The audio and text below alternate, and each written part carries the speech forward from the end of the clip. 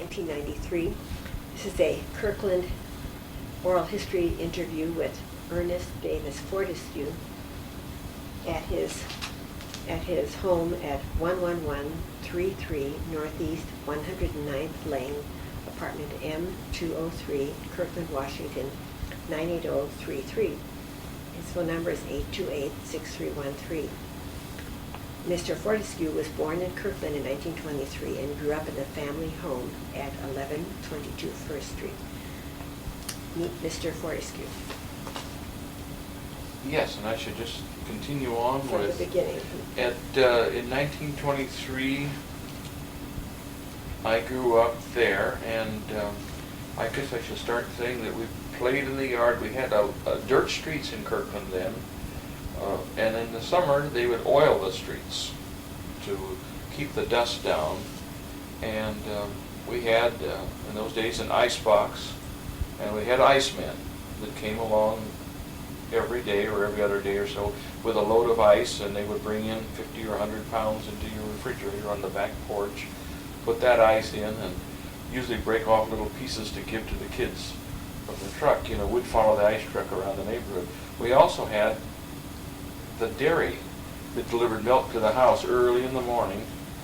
Every day would leave 2 quarts of milk, and in the wintertime it would be cold, and we would go out there early in the morning, and you'd find the caps on top of the bottles raised about an inch or so above the milk, and it was just pure ice mixed in with the cream in those days on top of the milk.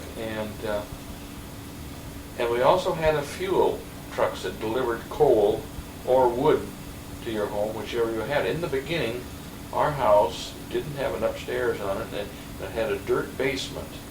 And my folks paid about $3,000 for the house in 1923, in March of 1923. And so we had a wood stove in the living room, and in the kitchen we had a wood range with a hot water tank alongside of it. And that was our only heat and way of cooking food. And later we had a furnace in the basement, ran by coal. But the trucks would come and deliver wood, and we had a hole in the garage, a little window-like thing where they threw the slab wood through, and then we had a big chopping block in the yard where we split the wood up for the wood range and for the stove in the living room. So everything was fairly primitive. Before, at the time I was born, the house had no indoor plumbing whatsoever, and that's hard to believe in Kirkland. They had an outhouse in the backyard at the time they bought the house. Was that true of most houses on First Street that had outhouses? No, well, I think several of them did, but I don't know how many. I never thought too much about it, but I know our house did. And where the bathroom was finally installed in the house was where Edith Nelson stayed, which was a nurse when I was born in the house. She stayed, I think, 2 weeks at our house after I was born. And she stayed in that little room, which later became a bathroom. It was a little bedroom at the time. She stayed to take care of your mother and me? Stayed to take care of my mother and me at the same time. And those days, that's the way they did it. And Dr. McKibben was the doctor, this Dr. McKibben Sr.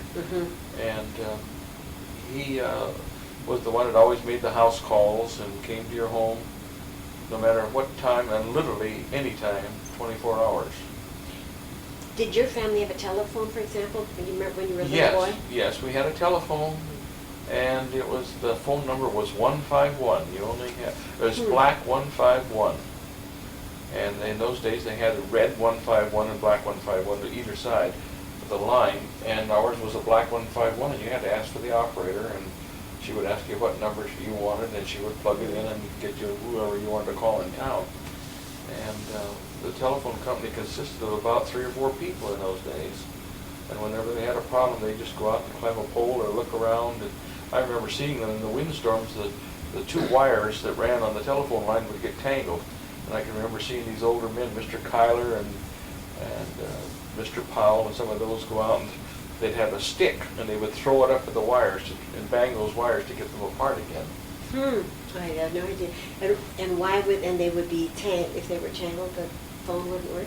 Yeah, and they would short out, so when they would touch, the 2 wires would touch, their phone would work. They had to be separated, so they'd throw this stick at them until they could get them apart. And what were those men, Mr. Powell and Mr. Kyler, were they Kirkland men too? Kirkland men, they're all related, and Warren Powell lives in Kirkland right now. That was his father. And how does the Kyler spell his name? Kyler, and he lived on 9th and between 1st and 2nd on 9th in Kirkland. And those people were always, they all were interrelated to Mr. Burr, Mr. David Burr, who was the founder of the phone company. And those were his relatives, usually a brother-in-law or something like that, you know, because Mrs. Burr and I believe Mr. Powell was her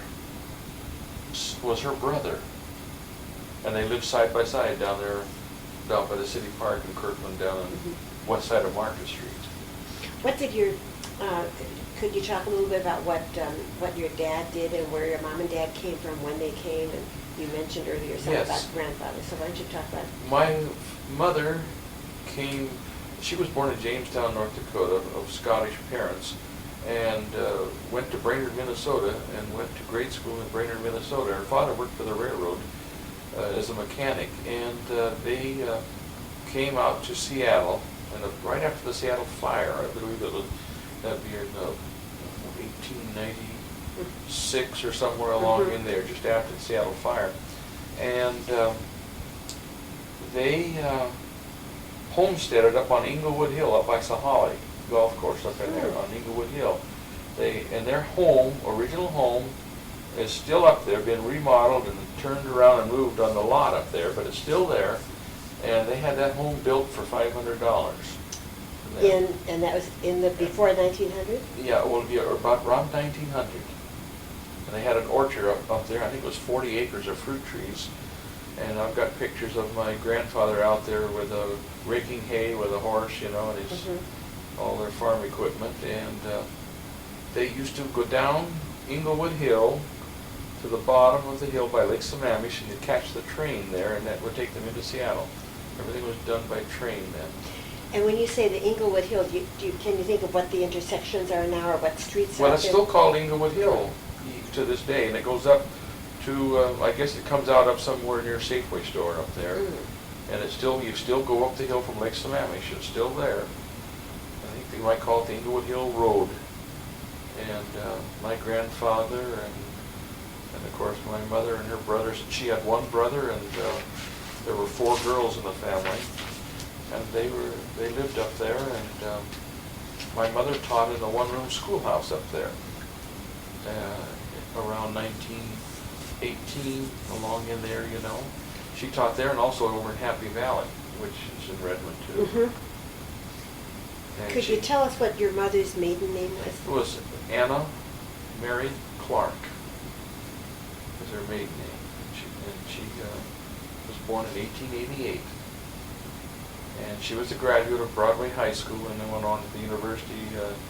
In those days, you got your teaching certificate, I think, in 2 years.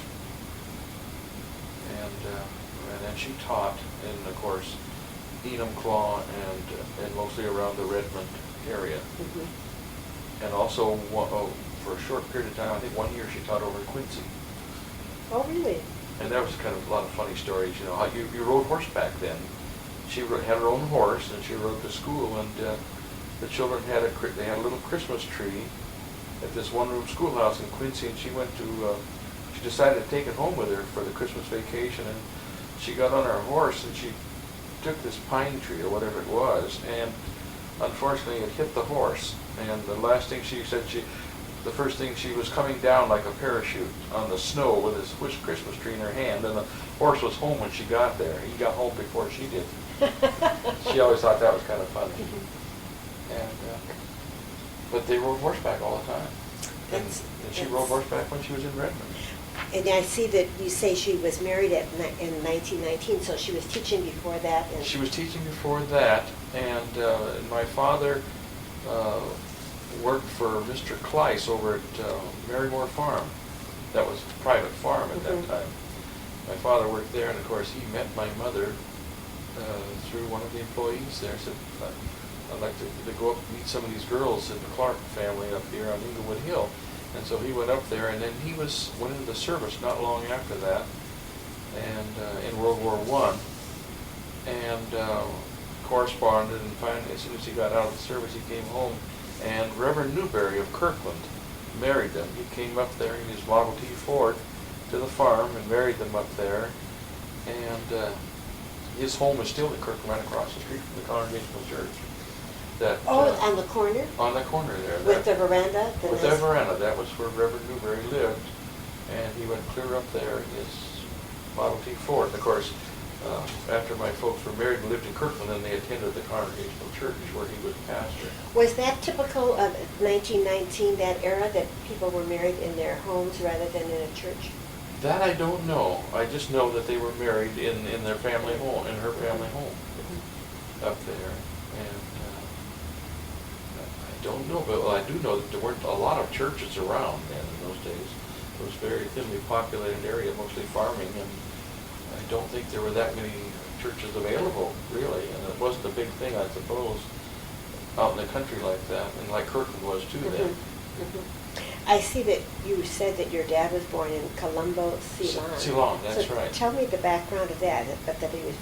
Well, he was, his grandfather, his grandfather owned a tea and coffee plantation in Colombo, Ceylon, which a lot of the English did, but went to the colonies where there were opportunities, and they grew tea and coffee there, and also cinchona bark for quinine. And he had his own steamship line taking the products back to England. And of course, my father was born there, and also my grandfather were both born in Colombo, Ceylon. And my great-grandfather died when my grandfather was about 7 years old. And so the lawyers managed the estate till my grandfather was 21, which would have been about 14 years. And in that time, the lawyers sort of used all of the money up. That's the best way to put it. The estate just vanished practically. And so they went back to England, and my grandfather got married when he was 21 years old, and married in the city of Worthing in England. And then, of course, they came west looking for opportunities then to restart, and they came to Canada, out to British Columbia, and then down to Seattle, where they settled in Seattle. And my father attended Broadway High School, and as well as my mother. They both went to Broadway High School in Seattle, but they never met, even though they were there at the time together in high school. They never did meet. And they met later on, as I described up there, at the family home there in Redmond. And my father stayed in this area, and he wrote an article, or didn't write an article, he was interviewed way back, and I still have that article, where he hoped his children would all stay in the town of Kirkland because he thought it was a great town and a great future. Oh, really? Back in 1935 or something. And in the newspaper article, you talked about some of the things, what your dad did for a living and how you started working. When you talk about school, tell us a little bit about your school experience. And Oh yeah, first I should tell you that my father was a mail carrier for Kirkland. He was also a charter member of the American Legion and a member of the Congregational Church, and also one of the early Boy Scout leaders in Kirkland. And he dedicated really all of his time, to the Boy Scouts. That was his real thing he loved in life, was to leave his mark on young people and do his best to make better citizens and encourage them on to great things. And many of them turned out very well, and they all remembered him, even, and some of his scouts now are in their 80s. Yeah, they're right around 80 years old, a lot of the ones that were in his scout troop, I think he started with the Boy Scouts about 1922. I think that's when he first started as Scoutmaster, was in 1922 in Kirkland. Oh, even before you were born? Even before I was born. And I'll just throw one more little thing in there. On some of the Scout charters for the Scout troop then, the American Legion sponsored the Boy Scouts then. And Kirkham Evans' name was on the board for the scout troop.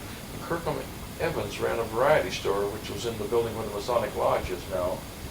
And all the evidence points, and there's a lot of facts to back it up, that Kirkham Evans was the first Cub Scout leader in the United States. He brought the Cub Scouts from Canada. They were in Canada, but he brought them down to the United States and was the first. This was the first Cub Scout troop in the United States, was in Kirkland.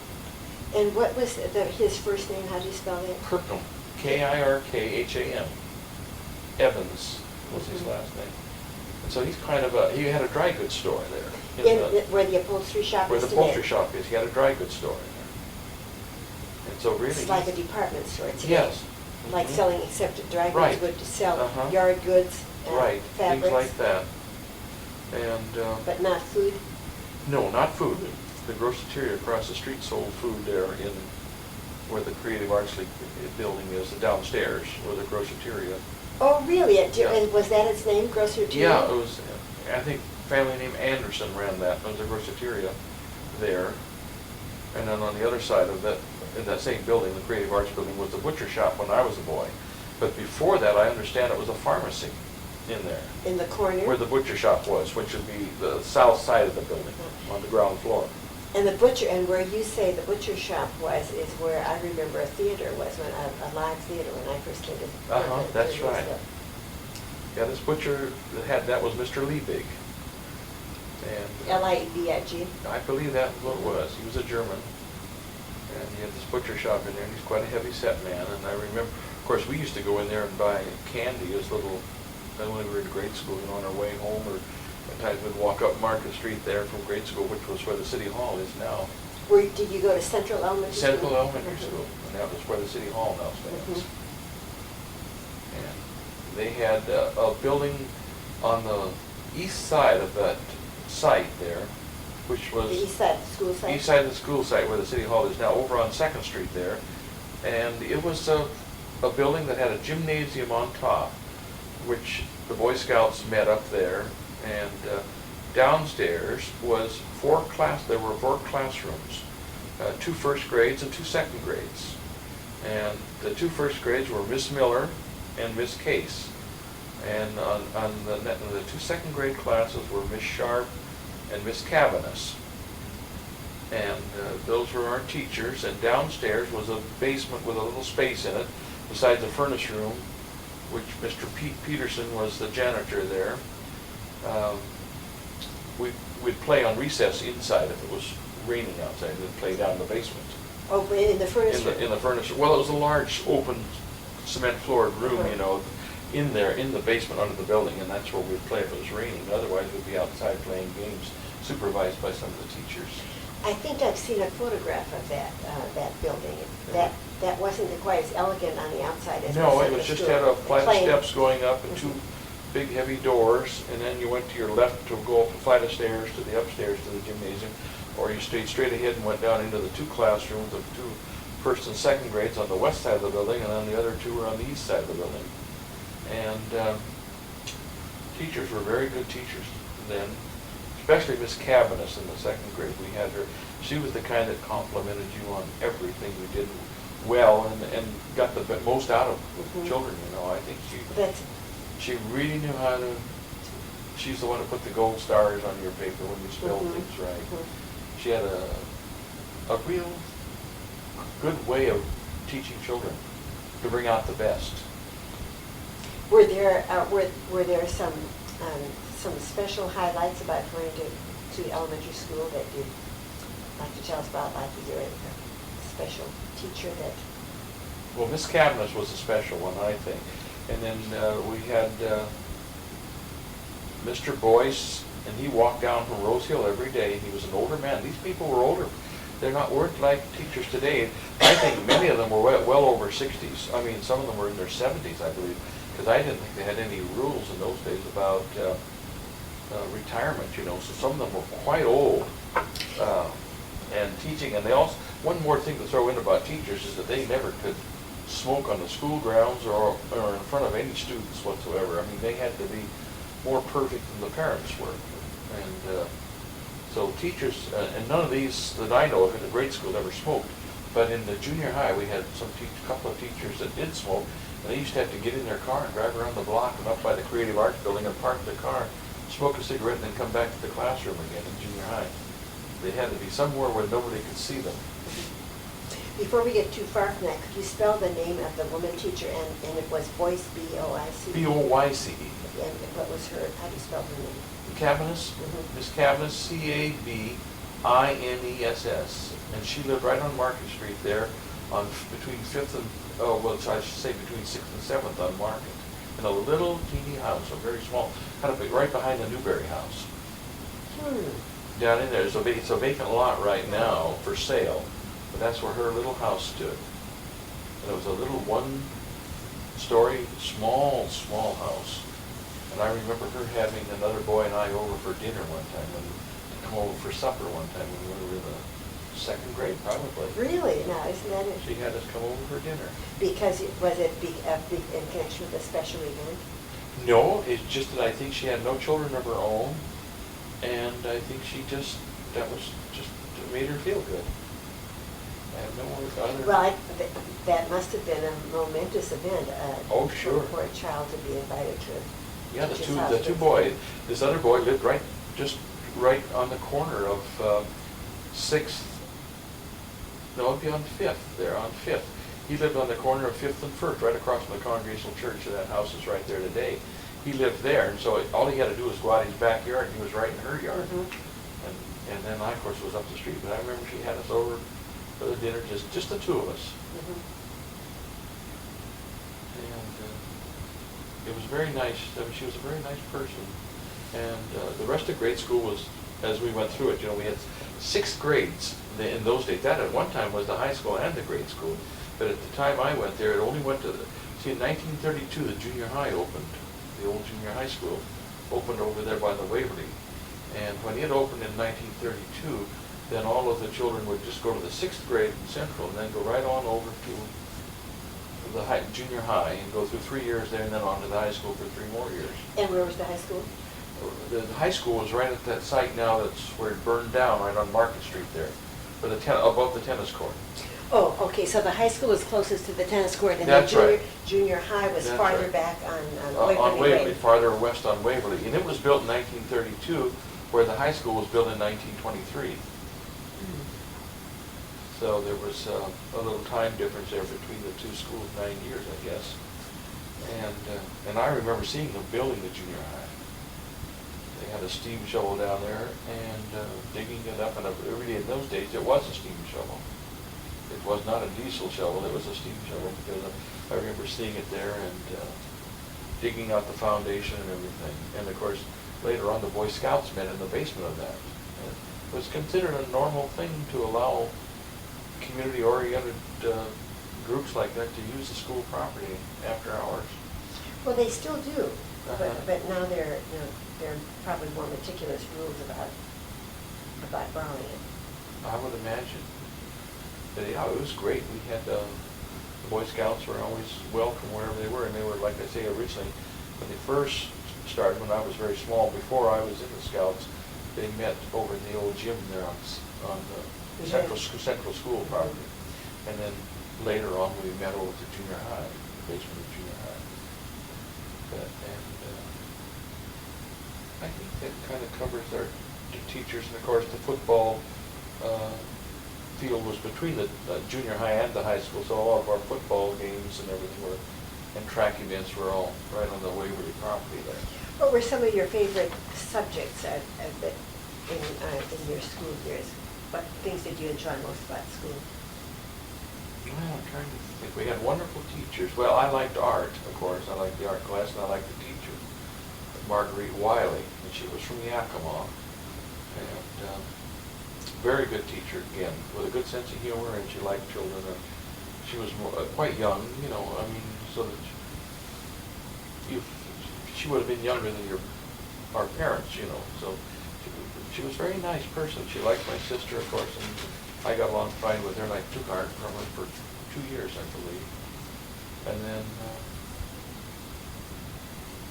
we liked science. I liked science very well. We had a good teacher, Mr.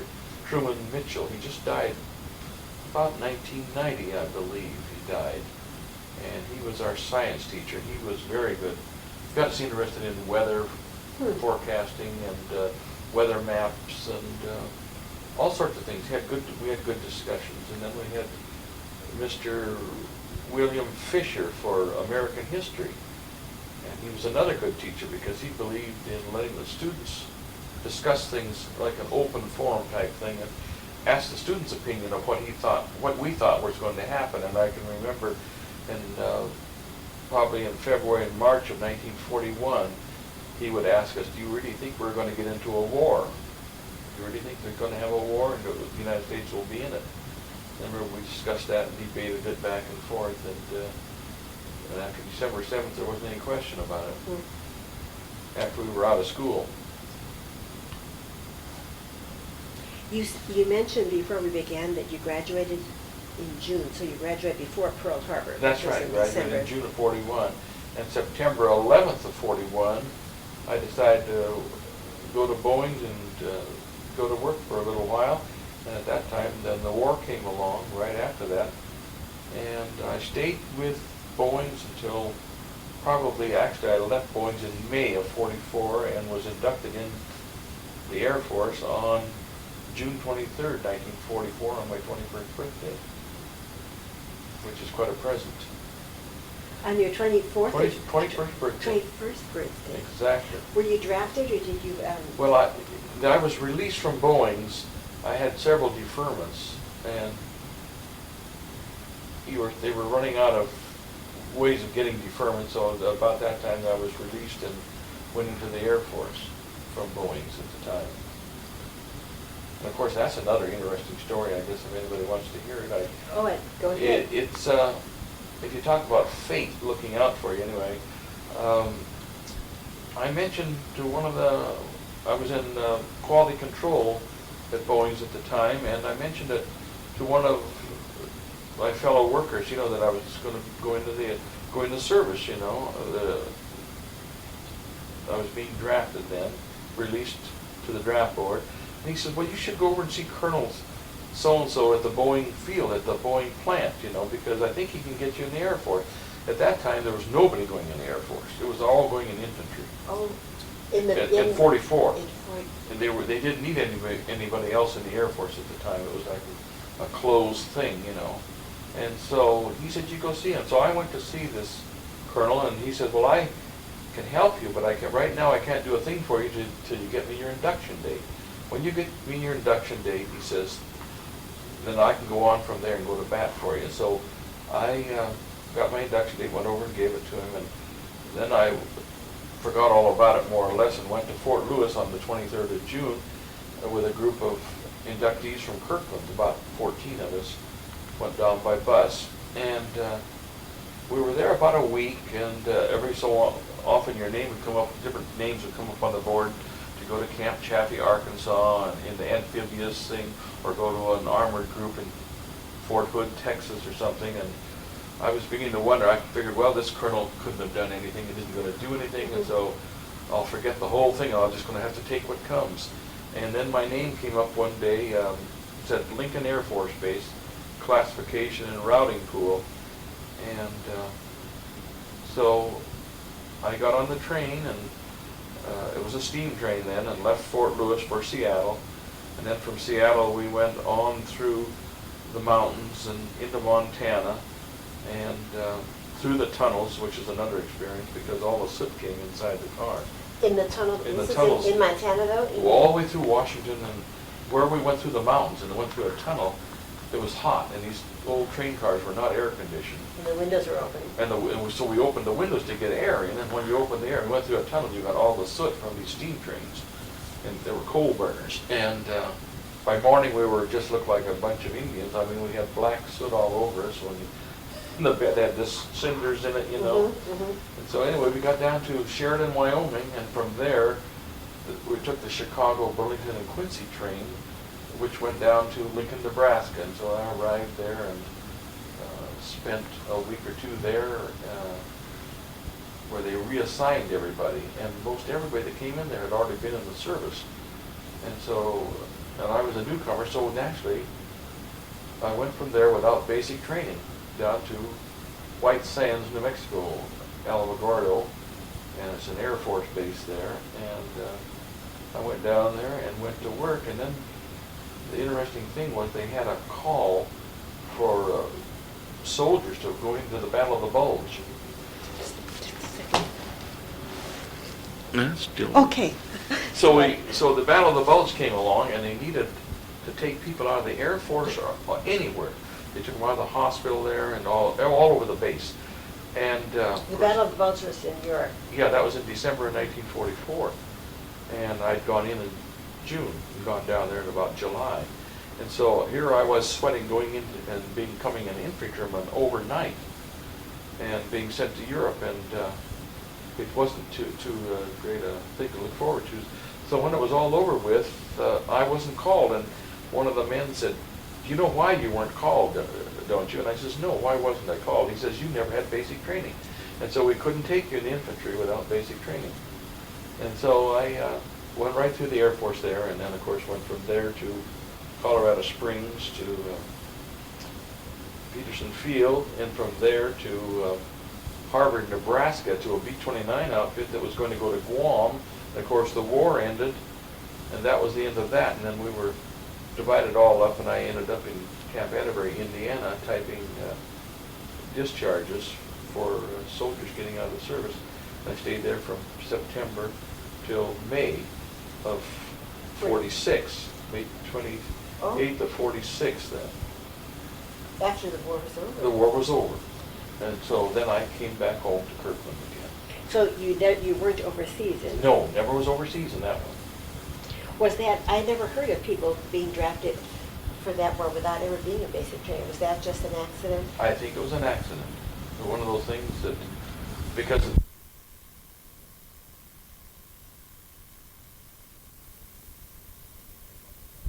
I tell you, if I could find that colonel today, I'd sure shake his hands. He's probably an older person, but you know, it's like fate. That's what it is. It's a string of events that each one is like one is something is protecting you and keeping you out of trouble, you know. And so anyway, I came back to Seattle after that and enrolled. I worked for about a year for Globe Feed Mill, which were friends of mine in Kirkland. And Globe Feed Mill sold Which was grains called, for horses? And yeah, that's right. It was called Quality Feed Mill then. I think, no, they called it Globe Feed Mill then because they changed the name during the war. And where were they located? They were located up there on 6th Street in Kirkland, up by the railroad tracks, on the up by Green's Funeral Home and up behind that, up in there. And they were friends of mine, and I worked for them for 1 year, and then enrolled into photography school.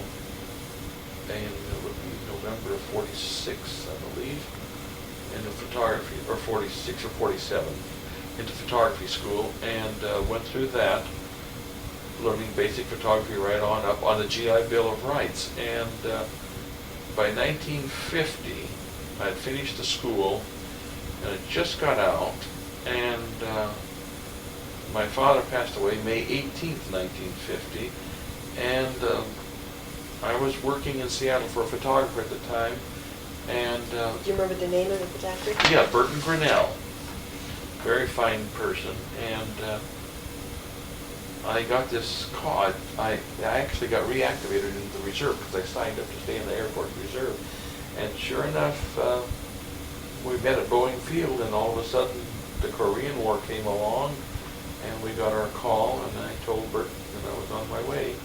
And he wished me luck, and you know, I was gone about almost 2 years into the Korean War, and went to an air base near Busan, Korea. Is Busan P-U-S-A-N? Yeah, the USAN, Yes, yeah, right there in southern part of Korea. And I really got to say, I enjoyed every minute of that tour of duty over there. I went to Hill Field in Ogden, Utah first, and then from there over to Korea. And So what did you do in the service? photography, all types of photography, almost everything. That we were assigned out of the base photo lab to whatever came up, we photographed. And it could be almost anything, from senators to generals to needle marks on drug addicts' arms in the stockade, to people being shot by accident outside the gate because they were intoxicated and didn't give the password, and truck accidents, and there's more things that went on over there, but nothing, very few plane crashes, where we had a lot more plane crashes in the United States where we had to photograph them. But actually overseas, we were in a B-26 night interdiction bombing, 17th Bomb Wing. The planes went out at night and bombed North Korea at night, and then came back at night. And what was that word you said? Night? What was Night that? interdiction is when they just go into the enemy's territory in the darkness of night, have their targets to bomb, and turn around and come back home, all in the darkness. Oh, and interdiction means, what does that mean? Just going into the area without anybody seeing them, coming into the back, like in the back door. They don't know you're coming until you're there.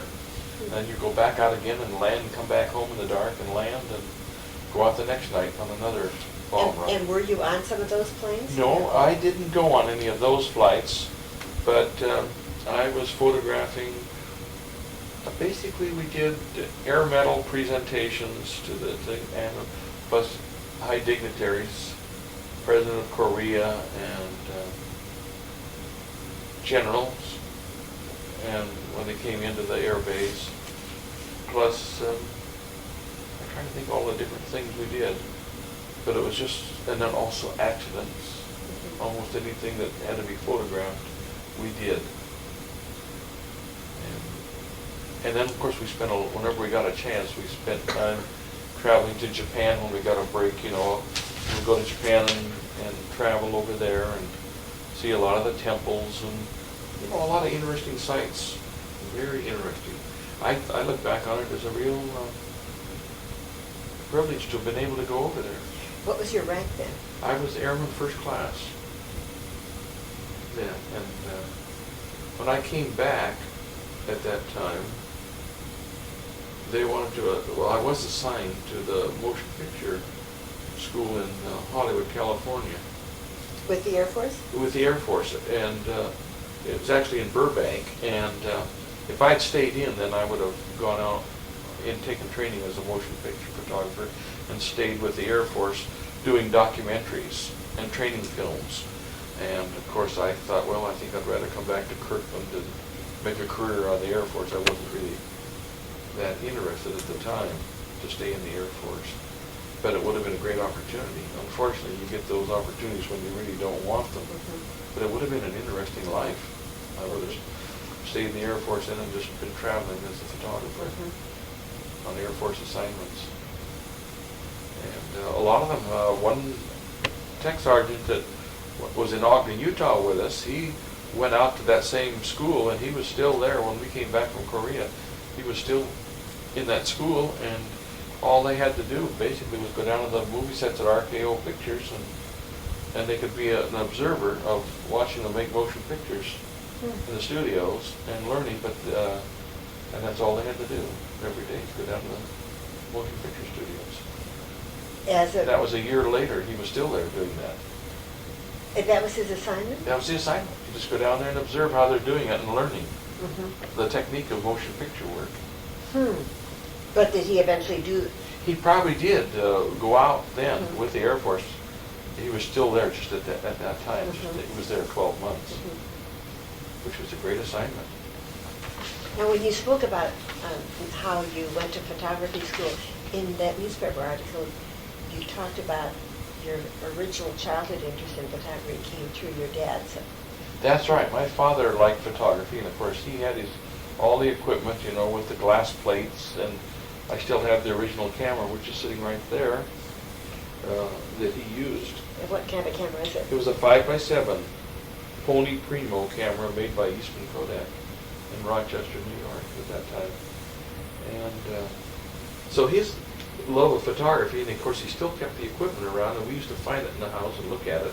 And then eventually that led to us experimenting and learning to do the work ourselves, especially me. My brother didn't care much about it, but I did. And so we learned to develop a roll of film and do all this, and I think eventually that triggers the interest just by observing, having that equipment in the house probably. Well, Got you interested in it. It sounds like your dad made it available to you by, That's right, he encouraged it. And of course I built a little dark room in the house out of, the first dark room I had was in the basement, was probably 3 feet wide and about 6 feet long, and I made it out of cardboard boxes, nailed to a wooden frame, you know, with a donated sink, and I put in a cold water pipe in there, and there was a floor drain in the basement, so... In high school you did this? Well, when I was about 14. I was about 14. I still have the paper at home in that desk I was telling you about. I still, and I wrote that in the 8th grade. And what was your paper about? About my career in photography. In 8th grade? In the 8th grade I wrote that paper. And it's fun to read it because it says it's a real good way to make a living, and it's kind of interesting. It says you can travel and you can do this and do that depending on what part of photography you go into. And I had all sorts of clippings out of magazines and this and that, you know. But that's what I wrote in the 8th grade. Oh, so, so that was like a school project, a career assignment. Yeah, that's right. And so evidently at that time I had picked it out, and of course I saved my money. And that's another story again. I worked for the post office for several years there, 2 or 3 years I guess it was, or more. And I delivered special delivery letters for the post office. On foot or on bicycle? On a bicycle. And I would be down there in the morning at 7:30 every morning at the post office, and also at 4:30 in the afternoon, and to check and see if there were any letters delivered. And I got 9 cents a letter. And so usually at the end of 3 months I got a check for about $12. 3 cents a letter? 9 cents a letter. Oh, 9 cents. 9 cents a letter. Was it based on distance or? No, just plain that was what a special delivery stamp was. And you got the 9 cents, and somehow, I guess they had a logbook. They kept track of everything anyway. So at the end of the 3 months, I got $12 or $14 or whatever there was. And out of that money, I bought a suit of clothes, and I bought a camera, and several other things. But it was I used the money for usually practical things. Certainly the way that. It was certainly the way in our time. I noticed in the photograph in the newspaper article, which was dated January 28, 1993, you're holding a picture of your first camera that you That's got. right. And what was that called? That was called, I think, a Baby Brownie, and that's sitting right up there now. And it cost $1. And that's what I still have the roll of film and the pictures that I took with that the first time. Usually the neighbor's chickens and a model airplane and who knows what else, but it was just all these little things around the neighborhood. And that was the very first camera right there. You mentioned a brother and sister. What were you the youngest, oldest? I was the middle one. Family? I was the middle one. And what were their names, and when were they born? My sister was born, her name was Ernest, and she was born in 1921, February 8th. And my brother, who is now deceased, was born February 23rd, 1925. And so I was in the middle. But we were all three close enough together in age that we all got along really good, because my brother and I were 20 months apart, and my sister was about, I forget, she was just a little bit older than I was, by 2.5 years or something like that. In your childhood, you mentioned that your mother was a teacher before she was married. Did she continue to teach after she was married or after she had children? No, she didn't teach after she had children, but she did, what should I say, tutored my brother, and who skipped a grade. He was 1 year ahead of himself when he started school, and my sister skipped a grade. So I think there must have been something in there that, with her help and everything, plus my sister was a very good student too, and that probably helped get everybody a little farther ahead. What was family life like in your family? You mentioned your dad was a postman, and Yeah. Tell us. He was a rural mail carrier, And his mail route was 30 miles long, and it covered from South Kirkland out through north of, down onto the west side of Lake Sammamish, and out to on 148th, out to where Nintendo is now, almost to Sears, and down onto Lake Sammamish, and then back around and over Rose Hill and back down into Kirkland again. And every day he covered that, I think it was 500 mailboxes and 30 miles. And what kind of a vehicle did he have? And was Well, it he first started out with a Model T Ford, and then an Overland, probably a 1926 Overland, and then a 29 Plymouth, and then from a 29 Plymouth, I think a 30 Plymouth, and then to a 36 Oldsmobile, and then a 37 Oldsmobile, and then a 39 Pontiac, and then a 41 Oldsmobile. And were those his personal cars? Or Those were his personal cars, and they only paid you for your gasoline, and they gave you so much a mile, and it paid for your gas, and barely, I don't think it really covered the maintenance, really. They paid you so much a mile to drive your car, and so that had to come out of your paycheck. I wonder when it changed to have, when the post office shifted to postal-owned vehicles. That I don't know, but I think it would have to be after World War II, quite a while after, maybe 1960 or somewhere in there, or 55 or 60, somewhere in there, because I know many of them used their own, even in delivering mail in Kirkland, I knew they used their own cars, clear up into about 1960 almost. Yeah, I can remember them buying they're buying a Dodge or whatever it was they had, but they bought it in Kirkland and it was their own personal car. And so it was sometime, I would say, I can't give you the date, but I would say 59 or 60, somewhere in there, they started furnishing government vehicles. And you mentioned that when you delivered special delivery letters, when you were in grade school, that the post office was near was where the Hector's restaurant. Where Hector's restaurant is. Same building? Same building, exactly the same building. That building was built about 1923, I believe. I've got an old East Side Journal that shows it in there saying it's a brand new building. And when your dad was worked for the post office, was that the same location that he would start from? That's right. You went in the alley along between there and where the bank is now, and you turned into a little alcove or a little notched out corner in there, and that was the back door to the post office, which is behind Hector's now, because part of Hector's was Ross the dry cleaner at one time. There was a dry cleaner on the alley side or the bank side there. There was a dry cleaner in there, and then there was something else in there, and then the post office was at the south end of the building. Since you've talked about a few of the other stores, you mentioned the stores that were in the present Creative Art League building and the one across the street where the Center Upholstery is. What was going on in those two other brick buildings, the one that's missing now on that intersection and the other one? Well, the one that's been restored, I believe it's a Sears building, that was mostly just mostly just rental, like an apartment house like upstairs. Like an apartment house, and downstairs at one time was a plumbing outfit, and a linoleum man was in there in 1941. But it's basically not much of anything. It was sort of the last chance, nobody seemed to want to be there. Nobody of importance, that's for sure. You mean to live there?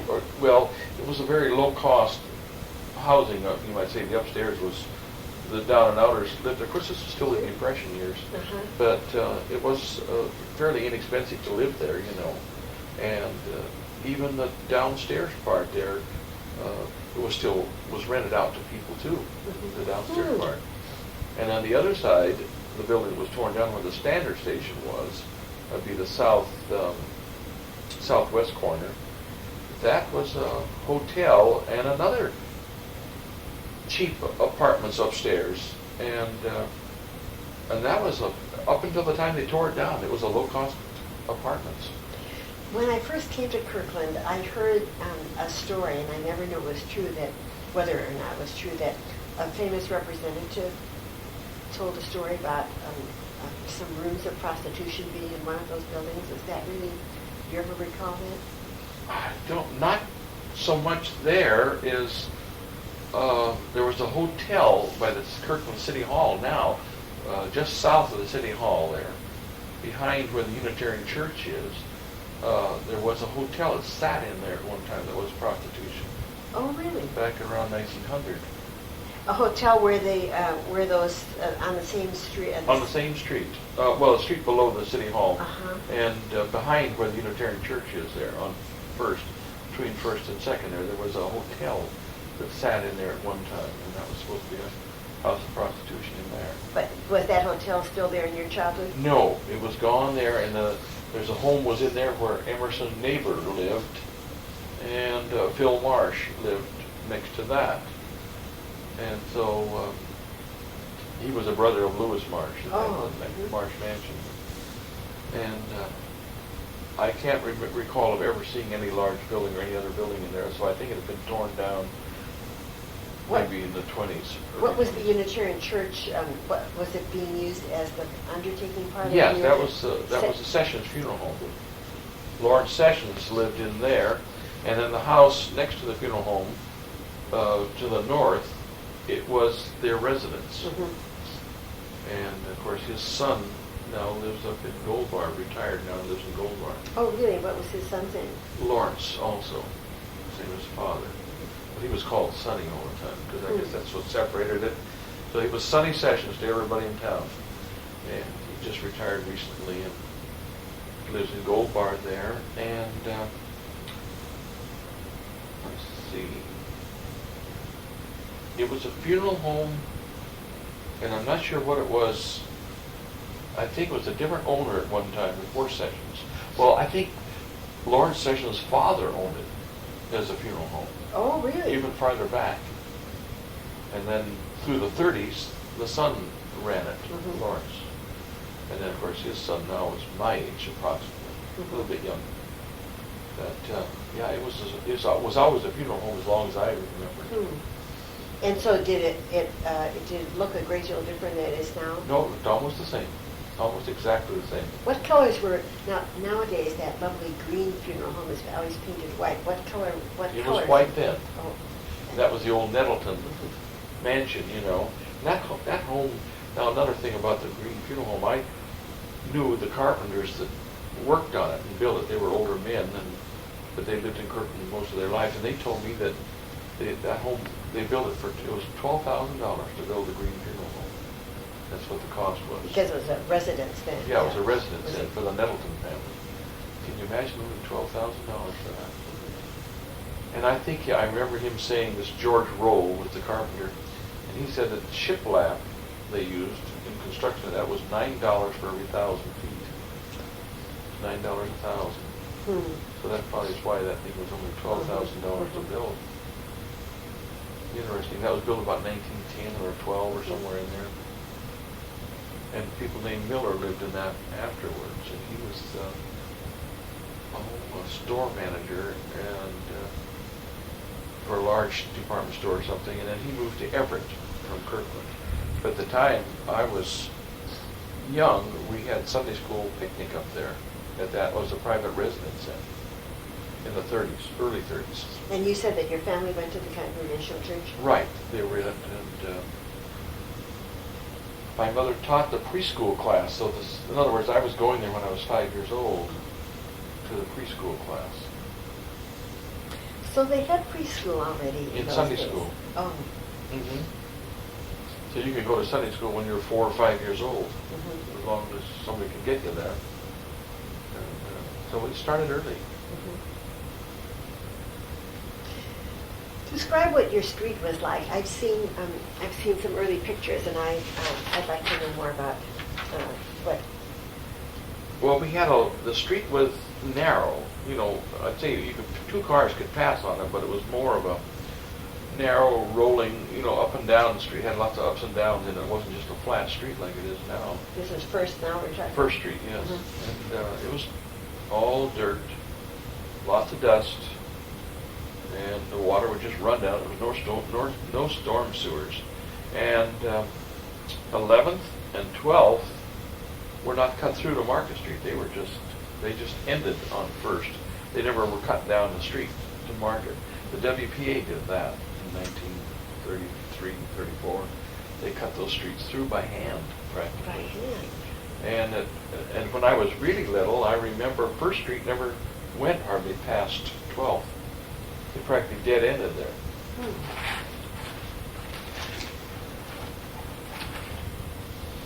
Keep on talking. I just wanted to look it up on a map. Yeah, and the neighbors that lived diagonal across from me on the west northwest corner there were named Williams, and they bought their house in about 1918. And they still had their horse wagons parked out there when I remember sitting out there. That reminds me of a question I intended asking you about horses. You mentioned working at the Globe Feed Company. Uh-huh. And I'd like to get an impression of like how many people still have like a horse or a cow or chickens, and how much transportation was done by horses. There wasn't too much then. Of course, when I worked there right after the war, and even I used to go up there before the war too as a friend. But they sold a lot of chicken feed and dairy feed to people in the surrounding area, Redmond. Mm-hmm. And of course, if you look back in the old Kirkland papers, back in the 20s and early 30s, people in Bellevue were still raising animals and chickens, and the want ads were for cows for sale and chickens for sale, mm-hmm. and farm equipment for sale. All that was, so really from Redmond, out through Redmond and up the valley to North Bend was all farming. And it came right down into Kirkland, frankly. Well, I've heard, I've been told by some older friends that their parents would have in downtown Kirkland like one cow and chickens, and I wondered if that was true. That's true. Too. Right in my neighborhood we had one cow. People named Bergeron on 2nd Street kept their cow tied up in all of the vacant lots right around us in Kirkland, on 12th.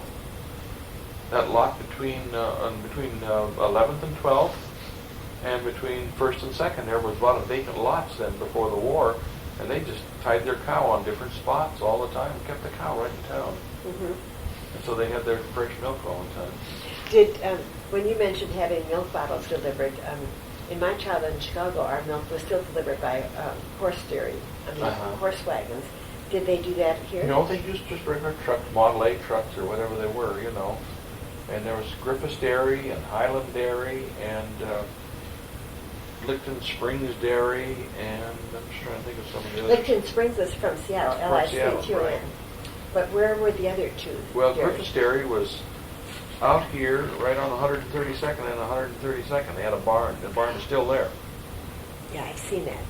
And I think they had a barn somewhere else, another farm too. But Highland Dairy was from Redmond, and then there was, those are the two I remember the most, was Highland Dairy and Griffith's Dairy were the two ones.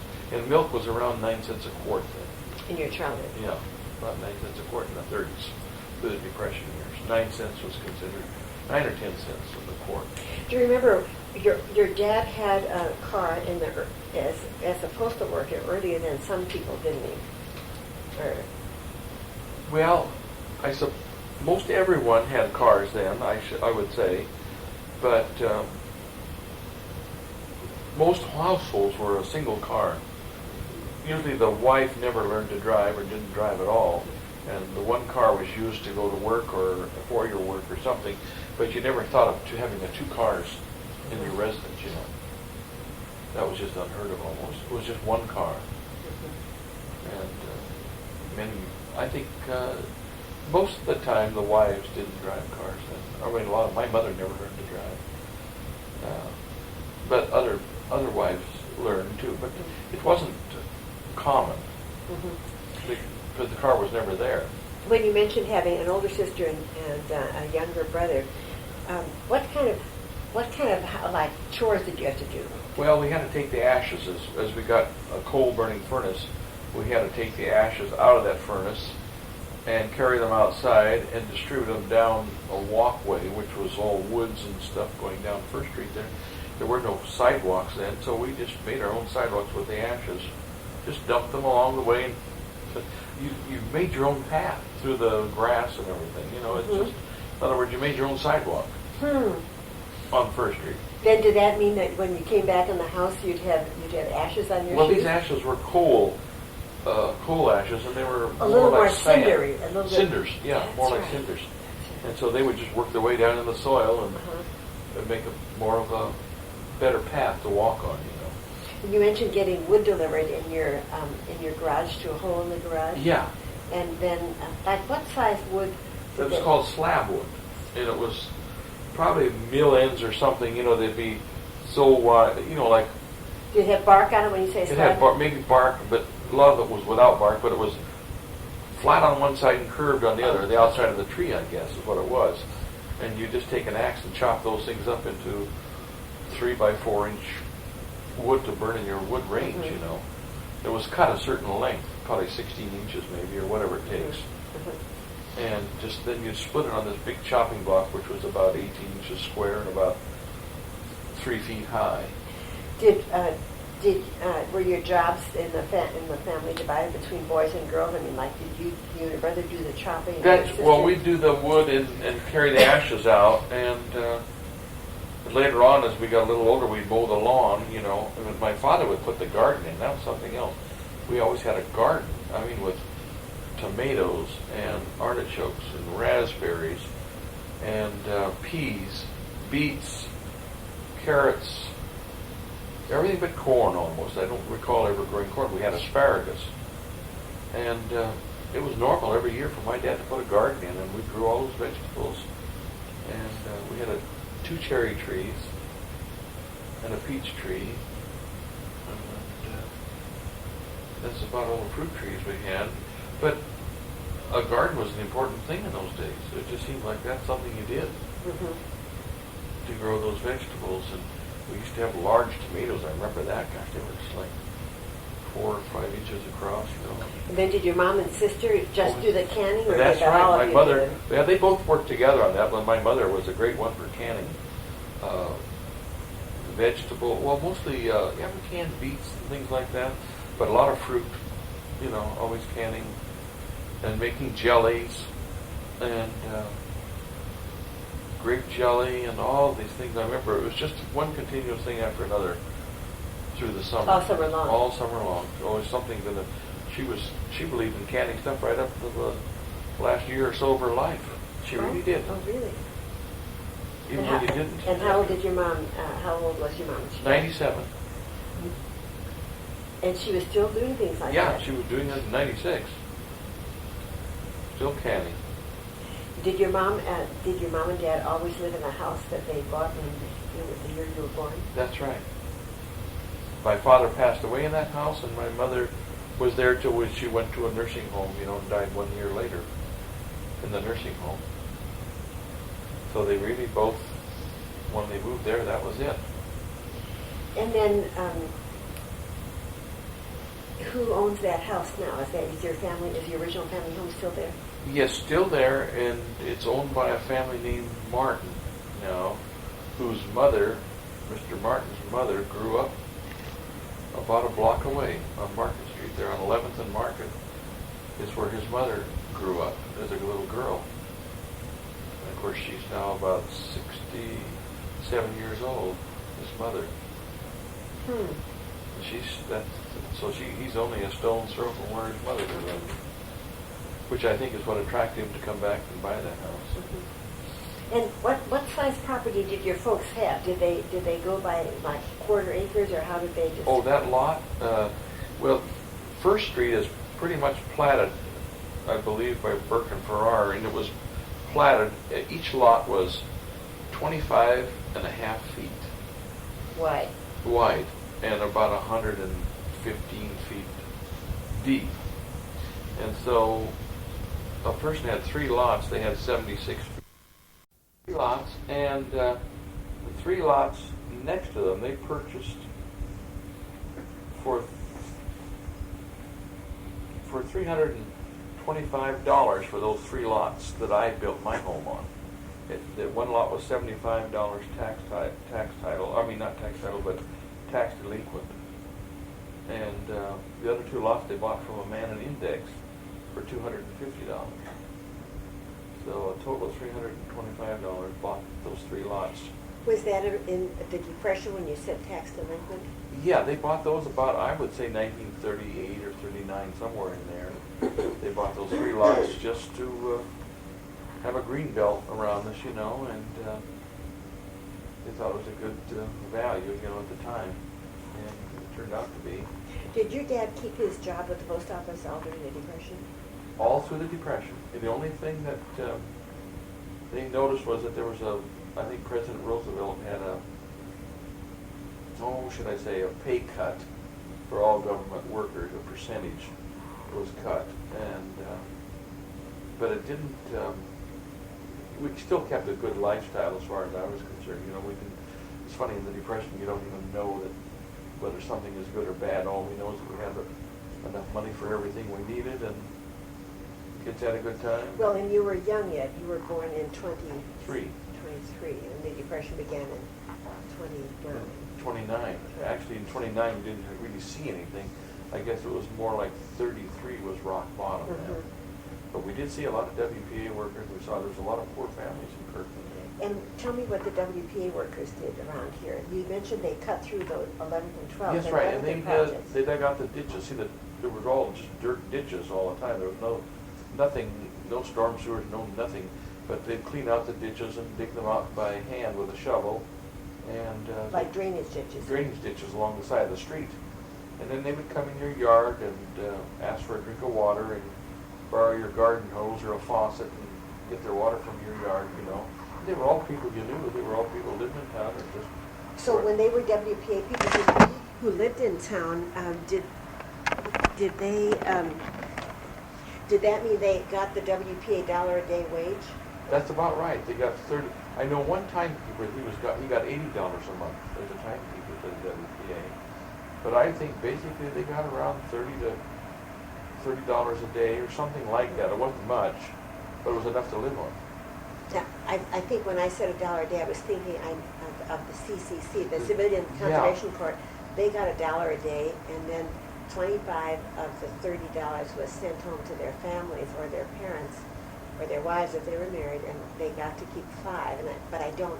I'm glad you said you thought WPA maybe was about the same. They might have got a little more in the WPA, but also back to that CCC thing while we're talking on that is that our postmaster, Harvey Lewis, who was postmaster when I worked in the post office as a boy, he was a World War I veteran who raised chickens down in Northrop, and he went with the the CCC. In Northrop, where do you mean? Northrop? Well, down in just like... Northrop Way, you mean? Yeah, down in there. Oh, okay. Right down in there where all those office buildings are. He had a chicken farm in there. And he was in the CCC for a while, and so was Harry Crow, he was the head of the city street department for a while. They were all World War I veterans, you know, and there was a period there where they were just, there just weren't any jobs, you know, in 33. And they had to feed their kids, and their kids going to school in Kirkland, and so they went to the CCC thing and were gone all week, and then they would come home on weekends or whatever it was, and they were working in the vicinity and here in the state, and they would come back to their families, you know, but they stayed at the camp, like in a barracks. Were there any other government projects like public works would have been maybe streets and... Well, now, this goes back again on sidewalks. I remember the city of Bothell now got all cement sidewalks by WPA and cement streets, concrete streets. And it was all because they just applied for it. And people used to say, well, why didn't Kirkland apply for some of that, you know, and get concrete streets and sidewalks? We had wooden sidewalks, which didn't last too long. Oh, after you had ash sidewalks, or do you mean wooden sidewalks Well, in downtown? when we walked down First Street, all the way down First Street was wooden sidewalks later.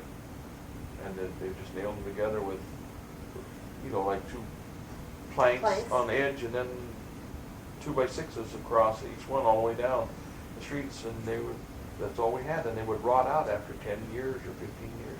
Would they be slippery in the wintertime when it rained? Oh, better yet, when we had frost, you could really slide on those things. Especially on the hills.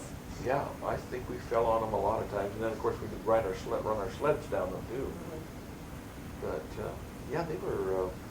Everything was wooden sidewalks all over Kirkland at that time, and the WPA probably built a lot of those. I'm sure that was one of their projects. When did Kirkland get city sidewalks then, or concrete sidewalks? All after World War II, probably 46, 47. There was a project the city had where they put in sidewalks, and a lot of accusations of people money under the table and things like that, because they didn't build them as well as they should have. They put the straight sidewalk in, you know, with a vertical, just a straight vertical sidewalk, instead of running a footing out into the street. And of course, you have these, till to this day, you have weeds growing along your sidewalks on First Street there. The grass will grow right where the paved blacktop goes against the sidewalk, because they didn't run the concrete out into the street 6 or 8 inches. Oh, I'll have to look. Yeah, and that's why they still have grass growing in those things. And because the man that had the contract for that didn't bother to build it right. Everybody else you see sidewalks go in now, they always are L-shaped. They'll have concrete running right out into the street. So you don't, where the sidewalk comes down, it's always got where the water runs, it's a regular concrete. Like that little gutter place. That little gutter, yeah, it's all concrete on a good sidewalk. Well, then, when you were a little boy, like when you went to that teacher's house, when were the main streets, like when was Kirkland Way and Central and Market Street, when were they paved? Well, Market Street, I believe, was paved in 1918. I got a News Kirkland Journal telling you that when it was opened, I think it was opened around 1918, I believe they completed Lake Washington Boulevard all the way around. Around the lake. Around the lake. And of course, the highway out to Bothell was brick all the way into Seattle. It was a brick highway at one time. And that was the one, is that the one that goes, not Simon's Road, but the one that meanders through the agricultural part? Well, you can still see, no, the main highway into Seattle now from Bothell, that was brick all the way in. Oh, And Bothell Way, you mean? Yeah, Bothell Way, and it's all underneath the pavement there. The brick is still there. And it's the only place you can find that brick is right by Wayne Golf Course there. You'll see that little strip of brick in there, and that's the regional highway that came around and went into Bothell. And that's the only part you can find it. That's part of history. I wonder where, there's also the Brickyard Road that is somewhere near the Juanita Woodinville Road. Yeah. There was a brickyard evidently out there in That's what I was Woodville. going to ask you.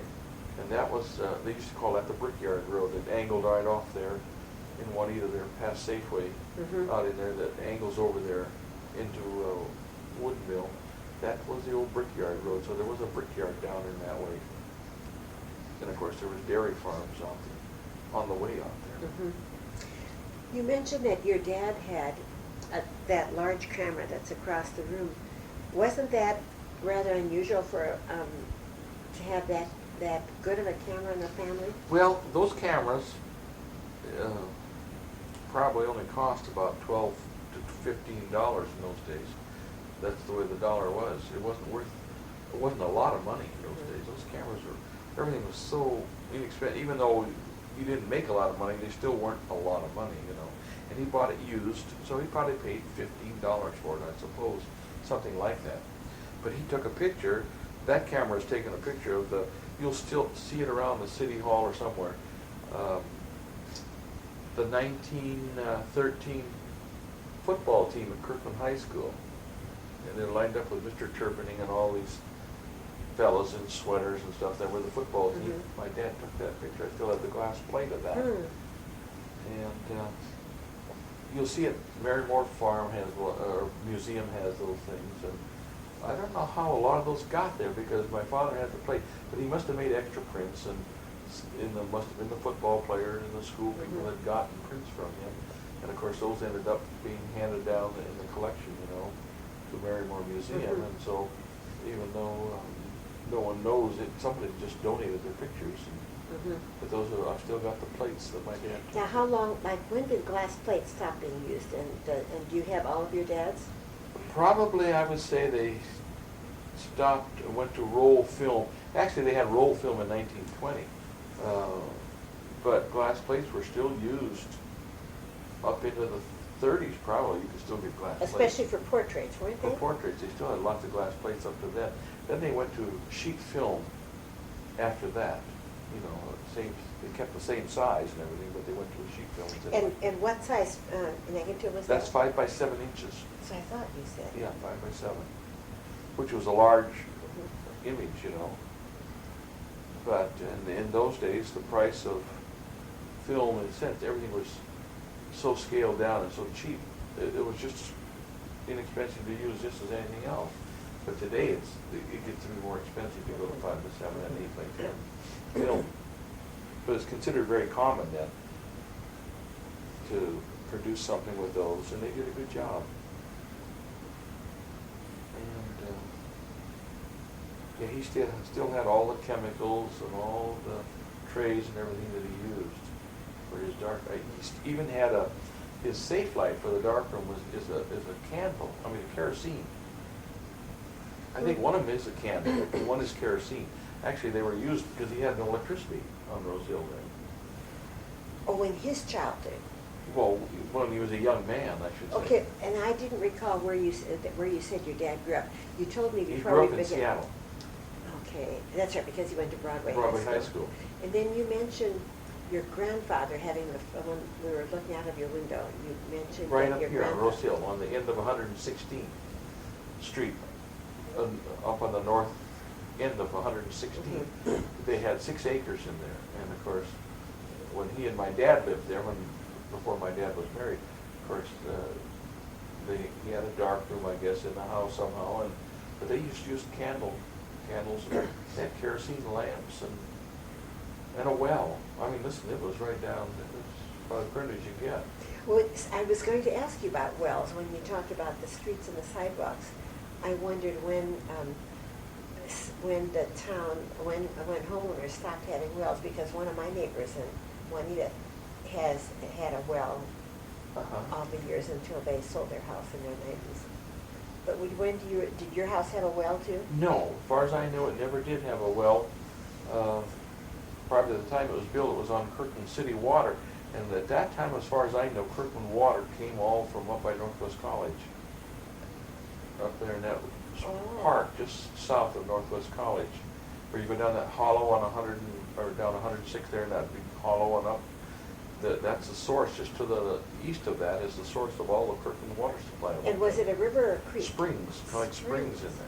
Is that the park that now is called the Watershed Park? Watershed Park, that's where Kirkland had their wells in there and everything, and for all the city water. And it was sufficient up until, well, I say after the war, you know, after World War II, probably up into the, how should I say, when it was really tough. Started in the 60s, I think, early 60s or late 50s, along in there. Kirkland started getting a lot of iron in the water, and it started to taste bad, you know. You lost that real pure spring taste, spring water. That was all gone about then, because the city was using so much water for the number of people that they were probably going to the bottom of the wells or digging new wells or something up there. And they were getting iron in it. You know, they weren't getting that nice pure taste that they used to have. You mentioned when you talked about this high school and the junior high being up on the hill. I remember a neighbor of mine, Juanita, telling me that he grew up in a little house that was across the street that I think was torn down recently. His mother ran a sandwich shop for the high school kids on that corner where you turn off on Waverly. Do you remember going there? Yeah, I know who she is. That was Lucy Berry. That's right. And that's Don Berry, her son. Right. That's He's the last one around. He's in his 80s now, around 80. Yeah. Close to 80. Uh-huh. And see, my father was a good friend of them, and they used to come up. In fact, the Berries were the reason my father came to Kirkland in 1913. Oh, really? Yeah. Really? Tell me about that. Well, my father had a friend. By the way, Barry is Barrie, isn't it? That's right. Okay. That's right. And so tell me the story about how your dad and the Berries. Well, I think my father had a friend in Seattle called Gilbert Craig, and Gilbert Craig said he was a friend of the Berries, or related some way to the Berries. He said he wanted my dad to come over to Kirkland, and they got acquainted, and the Berry family were the ones that, the first people he really knew in Kirkland. And of course, Don Berry, you know, like in 1913, Don Berry, and in those days, people would walk up to your place where you lived in the woods, you know, and it's hard to believe, but And visit, you mean? visit, yeah. And so I know he had a picture of the house up there that my dad lived in, you know, and my dad had given it to him. And so he... Wait, your dad's dad, you mean? You know, my father, Uh-huh. when he did photography, Mhm.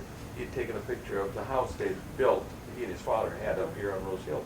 And Don Barry had a picture of it. So they were all friends back in 1913, 14, 15, even though Don was a little fella then. He would have been, he's about 80 years old now. I believe. Well, before I leave tonight, I'm going to ask you a little bit more about that, because the Berries are neighbors of mine, and I used to take them to City of Kirkland Planning Commission meetings sometimes. Well, you know, I photographed the old Berry house. That was built about 1890 something. The one that was across on the west street. side of Market. Yeah, the one on the west side. The of one where now that modern Mediterranean building is. Isn't that where it was? Well, the house is still there. Oh, is it? So tell me where. Well, it's on, what should I say, right near, not far in the 7-Eleven there, but it's on 12th and 11th and Market, or 13th and Market, 13th and Market, I think. Oh, well, you where turn was off, this? and it's just a block west. It is. Where I thought he told me the sandwich shop was on that. Well, that's where his mother was. That's right. Down there, but the original Berry home was like 13th. She went down there in the 30s to that house. Oh, I see. And bought that place. That was after her husband died. You know, he worked at Boeing's as a woodworker, building wooden airplanes. And that's when Louis Marsh was there too, at Boeing back then, prior to World War I. Oh. Back in then, that time when they were still building wooden airplanes at Boeing's down at Plant 1. Anyway, this Mr. Berry, Lucy's husband, and he died quite young, I believe. Wasn't too old anyway. And of course, she was a widow when she opened that lunchroom. That's what I recall him telling me, that he was a youngster and he had to help make sandwiches. Yeah, and she was a widow then, and his mother ran that shop when I was going to high school. What was it called? I don't remember. It was just a lunchroom. They called it a lunchroom. You know, she opened that and just had people come. The kids would all come over there and get something to eat. You know. So in those days, then, did only some children bring? Most everybody carried their lunch. Oh. Most everybody. So just some didn't. Some didn't. Yeah, and we walked home for lunch. We thought nothing of it. In fact, we did it almost 100% of the time. Walked home for lunch and back to school again every day. That was just considered normal. Everybody. And it wasn't very far for you. You were No. really close. Oh, although you were 11th then first. First, yeah. It took us maybe 10 minutes to walk home, have our lunch, and walk back. I think we had 45 minutes for lunch hour, or an hour, I'm not sure. But it was real easy to do that. We just thought nothing of it, to walk home for lunch and walk back to school. What other shops were on Market Street then, as starting with, say coming from the water going uphill? Uphill from the water. Well, past Mrs. Berry's was that little group of stores that's still in there. There was Brooks store, which was where Photo 1 is now, was a Brooks general store and a post office at one time. And wasn't the Oban Hatchery in there somewhere? Oban Hatchery was in there, and also Plummer's Dry Goods was in there. And that was where you could go in there as a little kid. I remember going there with my mother. You could buy dry goods and notions, you know, like needles and thread and all sorts of things like that. And kids, they sold cap pistols and caps. We could go in there and buy caps for our cap gun. I remember doing that. And Mrs. Plummer, and she had two boys. She was widowed, I believe. And her two boys were older, quite a bit older than we were, but they used to play baseball for the Kirkland baseball team. And there was Al Plummer, and I forget what the other one's name was. But just like part of Kirkland, you know, Mrs. Plummer was, she made it all through the Depression, just selling little things in that little dry goods store, you know. So that was on that side of the street. That was on the and same then- side as Opens was in there. And Opens was in where Photo 1 is now, That's right, where the Brooks in the Brooks building. building. Yeah, that's where Opens Hatchery was. Well, those are those little stores just to the south of it. And then across the street, were there any stores, any commercial Nothing stores? except in the brick buildings, Creative Arts building. And that was a little grocery store. And you could buy those great big Baby Ruth candy bars in there for a nickel, and they were about 6 or 7 inches long and about an inch in diameter. Those were a nickel. And then what about the building that continues to the north, that seems to be attached to the Masonic Lodge and the Central Upholstery Building? What was in that Well, that that lower was- part of the building. Well, that was a rug factory at one time, where it's attached, well, that in-between part. Yes. Hanson, Buick Mhm. built that in there. Emil Hanson bought that building, I forget what year, 1925 or somewhere in there. And I believe they manufactured rugs. What was it? I want to say rugs, I think that is what it was. I believe that's what that brick building was at one time. And then Emil Hanson bought it and turned it into a garage. What kind of rugs would they have made? Well, I'm trying to think now. I heard what it was, and I'll ask him again because his son still lives Mhm. here in Kirkland, and he told me what it was, and I believe that's what it was, Mhm. as near as I can recall, anyway. But it was there a long time. It was probably built about the same time the other buildings were, not too far distant, and they sold. I'm trying to think of all the cars they sold in there. Hudsons and Terraplanes and Buicks.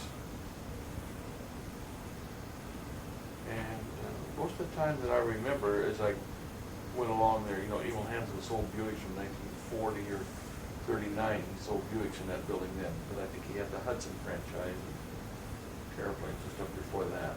And later they went across the street to that hotel, that we were talking about. Uh-huh. They sold Leland, a man named Leland sold. Al Leland? Al Leland, well, his father, I believe. Oh. They sold Hudsons and Terraplanes in that. In that open lot or in the No, building? right in the building, in the lower part of the hotel. Oh, I see.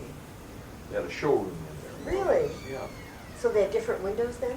Well, it had large windows, like a. Oh, in the, The when you lobby said of the the hotel. hotel. The hotel with that, well, Where the then was the standard standard station- station. yeah, where the Okay. standard See, station in my was. lifetime here in Seattle, in Kirkland, it was always a standard station Yeah, when I first yeah. came. Before they tore the standard station down, that was that hotel that was built there. Now, someone told me that there was a fire, but was the fire in the hotel or was the fire in the standard station? Well, there was a fire in the hotel. Uh-huh. And one of the boys was a cook at the Flame Restaurant downtown, and he jumped out. No, he didn't jump. He tied bed sheets together, and he fell. I don't know how far, 10, 15 feet or 20 feet. I don't know what. Either the sheets didn't reach the ground or whatever happened, but he broke his ankles, and he was crippled up for a long time. And he was just a young fellow, and he worked in the Flame Restaurant. So the Flame Restaurant was there already? No, down Oh. in Kirkland there was then, when that fire happened in there. Oh, really? So Yeah. the Flame was there a long time? The Flame must have opened, well, it was a feed store before that, Globe Feed had a feed store, a retail feed store in there, and Where the Flame Restaurant was? garden store, up above, on the up and street down level, then. street level above where the Flame is. Okay, then as long as you're starting to talk about those buildings, what then continued? So that was a Globe Feed there, whereas when you were older, you worked for Globe Feed when it was beyond. Well, they had both places. They I had the see. mill, and this was a retail garden store, which they bought, or which they started. And what was in the building where the Ward Realty is Well, that now? was Kirkland Sash and Door Factory was in there way back. That whole building, in fact, upstairs was Kirkland. In fact, the whole building probably was Kirkland Sash and Door in the 30s. When more houses were being built. Yeah, they just made doors and windows sash. And so how far then down to the corner, down to Well, where the stoplight is now? They stayed mostly in the Flame building itself. Mm-hmm. That was where that was.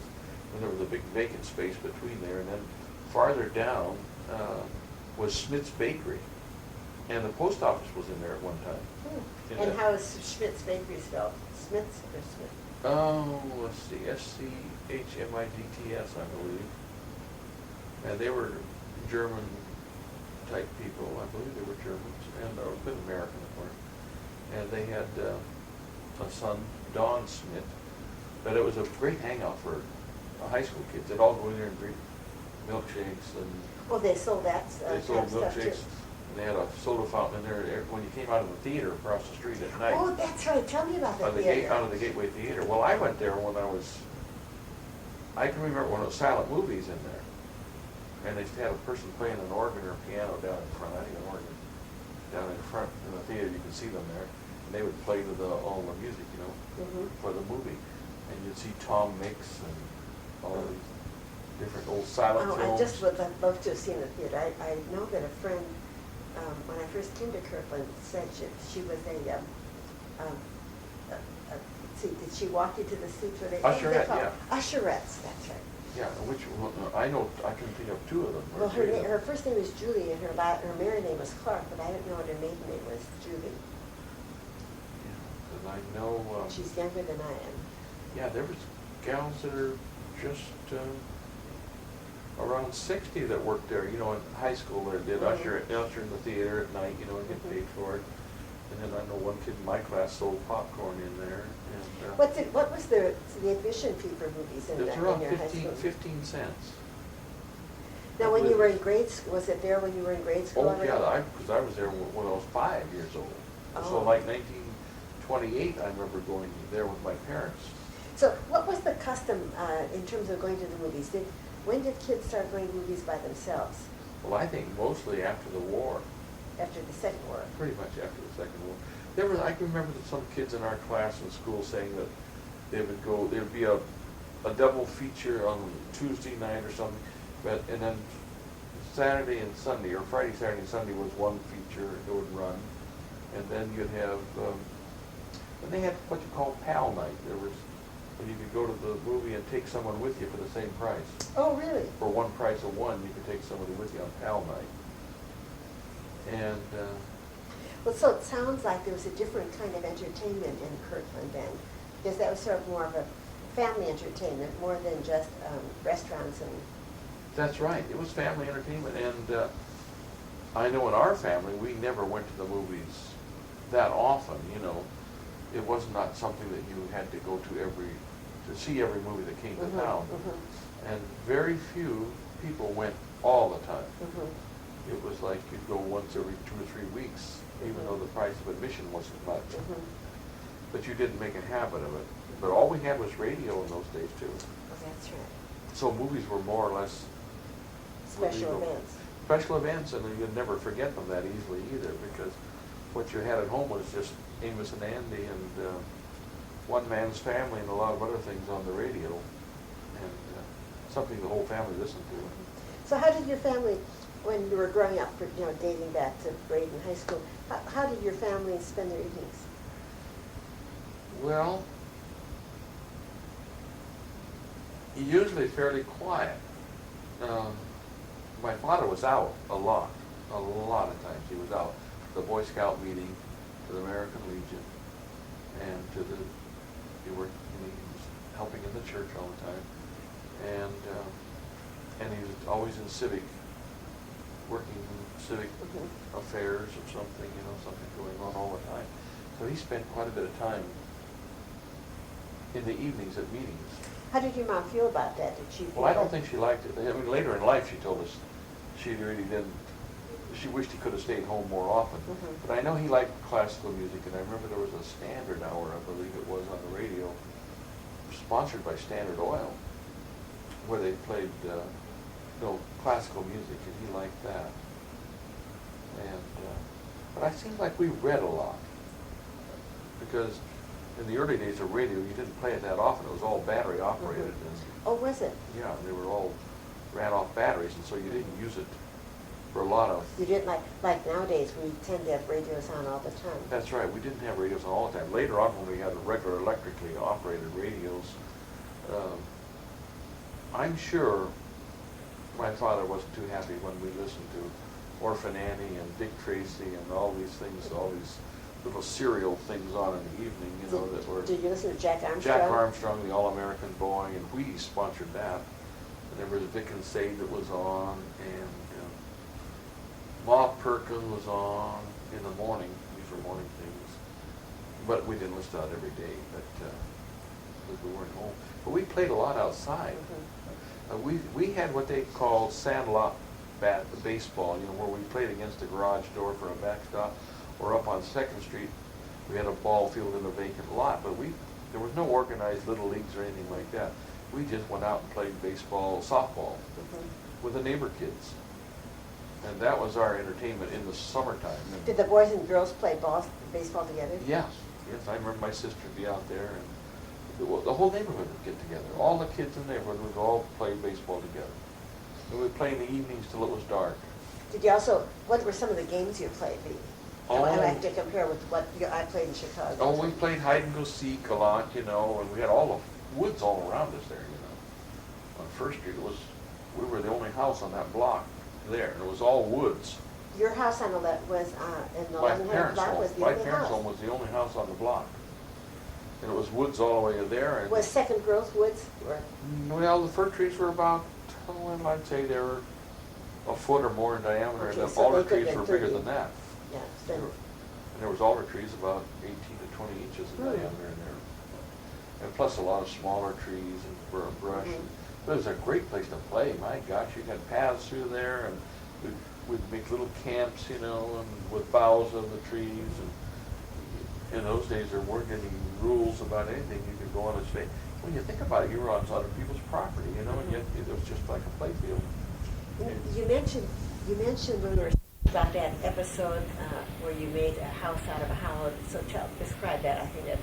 Well, we found this old cedar. Evidently, there had been a fire through there, either like a forest fire. After they logged it off, I have no idea when it happened, but it was still a cedar tree that had fallen over, and it was hollowed out and been burned. And we just could crawl into it. It was hollow like a pipe. And it was big enough for us at that age to sit in there. There was places on the edges in there, but it was all kind of charcoal-like, But we put a little door on it, made our own little door and turned it into a room. It was right down in the middle of the woods out of nowhere, We'd go down there whenever we were up there, go down and see how our little house was doing, But it was a lot of big trees had fallen in there over the years, and just laid across ravines and a lot of moss in there, and springs where water would be, coming out, because it was on the hillside facing to the north. Do you remember seeing much wildlife in your when it was so woodsy? No, there was. I never saw anything, but I knew there were animals around here, at that time. But you never really saw. Did you see deer? No, never saw. Because I saw deer when I first moved to Juanita. Yeah, well, these things have all happened more or less in the last, the last 50 years, where the animals have moved into the area. Now, probably because they've been driven out by developments farther out in Redmond and all other places. But we've seen quite a change here. When I was a boy, we had, in Kirkland, like we're talking about that, where my house is at, there were pheasants in there all the time. Pheasants, and we had lots and lots of robins, and lots of garter snakes. And all these things have all vanished, more or less. The robins don't come around as much. But we never had crows here like we have now. And the starlings never existed. Starlings never got out here. They were from the East Coast and worked their way out. So we didn't have starlings, and we didn't have crows like we have. They were all in the Redmond Valley, what crows there were. Oh, in the Redmond Valley? They over in there, what crows, and there were very few. And now, right in Kirkland here, now we have eagles here now, which we've never seen before. There's eagles nesting, living right here. And I saw, someone told me that there's an eagle's nest down off behind, to the south of the Juanita Bay. That's right. Park. That's exactly right. I talked to that lady the other day, and she said there's 2 eagles nesting right behind their house, and they're on the water there. And we never saw eagles here as a child. They just didn't come in this area, or there weren't any around. Period. And the crows have just become really prolific around here now. They never saw crows like that around their house, but it was all robins. All robins were around, and the pheasants. Lots of pheasants. So did people in town ever shoot the pheasants for dinner? No, I never saw anybody shoot them at all. Oh, we had lots of different types of woodpeckers and things like that. Lots of different types of birds in the town itself. And of course, that was because of the vacant lots and the trees, and more or less it was real country type environment, which attracted them. But they're all gone now. They don't come into the town. See more of them down here in the Juanita Bay Park, Kirkland Park, which is a like a bird refuge now. Yeah, you see quite a few things down there, but we just don't have that it's a real change. And now, of course, we've had in our yard when we were in Kirkland, we had possums and we had what else? Raccoons and possums. A lot of them right in our yard all the time. Well, and we never saw those when we were kids. Well, see, I've read that possums and particularly possums and coyotes are two of the most opportunistic omnivores, and that they adapt better than many other species to civilization and to towns and cities. That might be why you see. Well, since we moved here, just a few months ago, we saw a coyote right down the street here, and we heard him howling here at night. So we got a coyote right in this area. Somewhere. Right around here now. He was soaking wet when we saw him one day there. And we never saw those as kids. Coyotes never came into this area. It was, I'm sure there were different things between here and Redmond when there was all this open space. There probably were bear around maybe or something. I know they had them in Redmond. There were bear up in the hills around there, but now all these things have been driven into the city here, more or less. Well, we're still on this last part of this of the second tape, and you've talked about your child in the early part. The next time I come back, I'd like it to be move on forward to the part that when you met your wife and the next part of your job life. But today, try and tell us some more anecdotes or stories about things you remember from high school or grade school or activities, activities in town that you participated in. Yeah, I could go back to the Cub Scouts and also Sunday school. Sunday school was a real, what should I say, a fun thing for kids to socialize when we were young. We had really two things. We had the Sunday school and we had Boy Scouts and Cub Scouts. In between all those, and plus just playing like kids out on sand lots with neighbors. So we had all those. That was basically our life. As a Cub Scout, our Cub leader was a blind woman called Mrs. Esty, and she lived on 10th and 2nd Street. And her home, I notice the home has got a for sale sign on it now, but where she's been gone quite a few years. She died about 1940 or 41. She passed away, but she was a blind woman, and she was the first Cub mistress in the United States also. And it's quite a thing for a blind woman to take on 30 kids. 30 kids were a Cub Scout unit. Yeah, and you can imagine it's hard enough to handle if you had all your eyes, let alone being blind. And so she would have one of us or two of us lead her around, and she would have the Cub meetings on Saturday morning in that gymnasium down there in Central School. And then she'd take us, I remember one time she took us to the Navy Yard at Bremerton. And we went through the Navy Yard at Bremerton, and imagine taking those kids on the ferry. I remember she asked us one time to all sit still on the ferry for 5 minutes and don't make a sound, and I swear it was like 2 hours. The kids around 10 years old. Well, now, and when she took you, was she the only adult with you? That's right. With 30 kids, and she was a blind woman. Isn't that incredible? Now when you see, when schools have outings, they ask for a ratio of one parent for every 6 children. Yeah, she just figured she could handle us, Quite a woman, unusual person, I'll tell you that. She was also a Sunday school teacher at the Congregational Church. Some other friends of mine who are older than you, they're 79 and 82. She was a teacher in Central School named Etta Marie James. Her kids would be, the oldest I guess would be around 50, but she mentioned that they went to the Congregational Church and they co-sponsored youth activities and went to a cabin that the McKibbins had. And the youth activities were either Plymouth, it was called Plymouth something, and Congregational Youth Activities. Well, I know where the McKibbins cabin is. That's up at Silver Springs, up by Mount Rainier. On the way to Mount Rainier from Enumclaw. It's close to Mount Rainier, just down the street a ways from Mount Rainier, but it's the McKibbins have had that cabin. They had it then when I was little. Yeah, I think she's, in the 30s. Yeah, she in the 30s. Described that they lived here and she taught in Central School. Could be the 40s.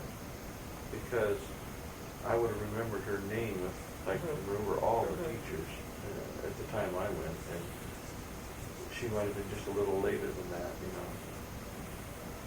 She might have been in the new central school when they built the new one with the white brick or light-colored brick.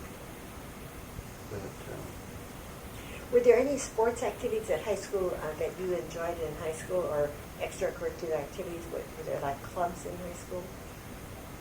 well, they had, no, nothing like they have today at all. It was really, the schools didn't offer as many things, but we were encouraged to participate in something, you know. And we would have, I remember I was the manager of the basketball team in junior high. And Mr. Atterbury was the coach, and he was also a math teacher, an 8th grade math teacher, but wonderful man. And he had a 35 Chev coupe, I remember, and I don't know how else he got the team and everybody. We'd go over to Lake Forest Park and play basketball. We'd go over to Redmond, and I think one time we went up to Carnation. It's just hard to believe, you know, you'd ride the teacher's car and... And how did he fit you all in? Well, I think they might have had another teacher take a car or something to get the whole team there. I mean, it's so primitive. I mean, today they would have had school buses and all this. And you probably didn't have to sign liability waivers. No, they didn't even. I don't think they ever thought about anybody suing anybody for anything. And the teachers, you know, they got paid $100 a month in those days. I think if they coached, they got $135 a month. Oh, that sounds like a pretty good wage. Yeah, that was through the Depression years, which wasn't In bad. the Depression? That was in 1936. Really? I know they got $135 a month. And I think some got 100. If you coached a little, you got a little extra money or something like that. But he drove a 35 Chev, and I remember one of the teachers, she drove a 36 Ford, and our principal had a 36 Ford coupe. They were both alike, two blue ones. So they could afford those cars. Sold new for $500, $545 or something. Yeah, that was like the VW of America. Yeah, it was a great revolutionary event in American transportation history. Really. That's right. Those cars were inexpensive, and they were nice and reliable and good cars, really. Do you remember when? Did you always help your dad polish your car and then put Simonize cleaner and then Simonize on the car frequently? Was he one of those kind of dads? No, we didn't do that much, but though we did polish and keep them clean, you know.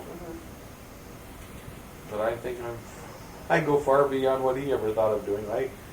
I used to wash my car when I first got in 41. I bought a 1941 Plymouth convertible with a fire engine red one with a red top, or with a black top. Oh my, that must have been with red smashing. leather upholstery. It cost me $1,000, and it cost $1,300 new, and I got it with just slightly used, and I paid $1,000. Well, 41 was just you graduated from high school in That's June, right. And you bought a car for $1,000.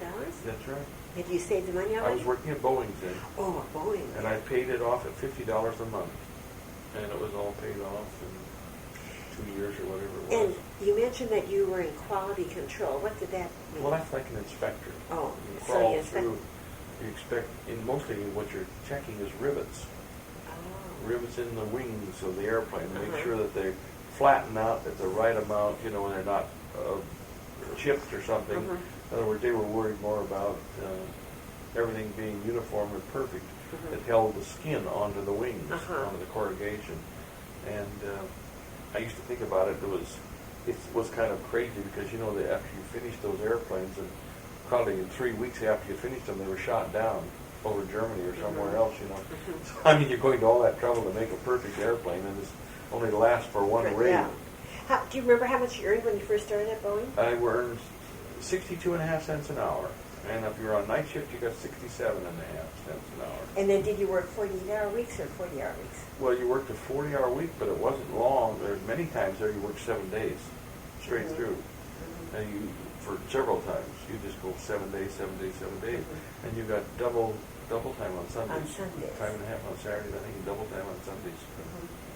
So I remember times, I think, when I was an inspector or something like that, it got up to $1 an hour, and you could get $20 a day. $20 a day. $20 a day. And, You know, and on just double time. as a raw high school graduate. Yeah. Before I went into service, I'd saved $5,000 in the bank. And you started working in August or September, the year you September graduated. 11th, 1941. And then you went in the service in 40. I left there in May 44. From So Boeing. you'd saved that much. $5,000. Plus made your payments on your red convertible. Well, I sold that car before I went into service. I sold it. I paid $1,000 for it and sold it for $1,250. Because cars, I never thought about it. I could have probably sold it for even more than that, because it was immaculate when I sold it, and you couldn't buy a car. Well, now, wasn't that, was it only those of you who were at Boeing who could afford fancy cars like that? No, I think anybody that wanted to could buy it. It's just a matter of being single and earning the money and just putting it in the car. But was your Boeing salary of 62 cents an hour a lot more than other, like shopkeepers and shop personnel wouldn't earn that much, would they? Yeah, that was the basic. That was the starting salary. At Boeing. 62 cents an hour. But And I mean, in other businesses. shipyards, you made more. Oh. Shipyard paid a little bit higher. But I think, again, I made the right move by going to Boeing. If I'd gone to work at Lake Washington Shipyard, I could have been a ship fitter or something, whatever they were giving you. And you would have been close to home. You just come back home in a few minutes, from Kirkland here. But I went the long way, clear to Boeing's from down through Renton on the old Lake Washington Boulevard, wound around and to get over to Plant 2 at the Boeing Field. Well, we spent a lot of time traveling back and forth, but in the long haul, you were deferred longer because you were more important to the government. I mean, to building. To making airplanes. And actually, I had thoughts that after I went in the Air Force, I would have been better off if I'd stayed at Boeing. I produced more for the war effort at Boeing than I did in the Air Force. You had too much time in your hands.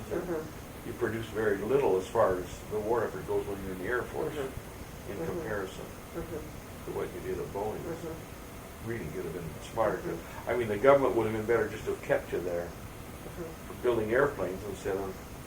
When you first went in 41 to Boeing, were there more men employees than women? And then as the war went on, did you notice I'd say it more? was 50-50 then. Even in the beginning? They were bringing... Boeing's at that time was bringing boys and girls up from Louisiana and North Dakota, South Dakota, Minnesota. Those were basically all the people that worked in that plant. I mean, you could just go up to them, any one of them, and say, "Where are you from?" She says, "Well, I'm from Williston, North Dakota." And Boeing recruited back through the Minnesota and the Dakotas and down into Louisiana. We had a lot of girls and boys from Louisiana come up. I saw a historic photograph of one of the hotels down near the King Street station, and it was a home. It was a hotel for Boeing single women. When they first came to I wonder if that was the Fry Hotel. I don't remember. My God. I know what room and board cost in those days. Oh, $55 a month. That was room and board. Down in Seattle? In Seattle or Kirkland or anywhere. Did people have roomers here in Kirkland too? They sure did. And is that what they called them, boarders or roomers? Roomers. Rumors, I guess, because lots of people just had basement rooms or anything. They could rent them out.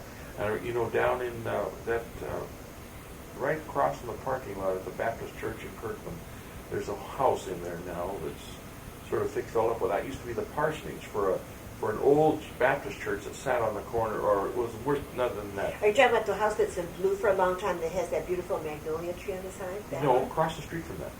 It's on the east side of the parking lot on First Street. Where there's a house in there. It's got a balcony up above or a porch up there now. But that was made out of scrap lumber, that house, and it was the parsonage for this church that sat in the parking lot, a little church. Oh, I see. It's been torn down. It was called the People's Church at one time, and before that, the Congregational Church owned it, and we had Sunday school in that old building. But anyway, that house was a terrible house, built out of scrap lumber. They got the lumber for nothing probably when they built it. And that was all chopped up into little rooms during the war and rented to shipyard workers. And I never knew that until not too long ago. Somebody says, well, it was all made into little small rooms Cubicles inside just for that during the war.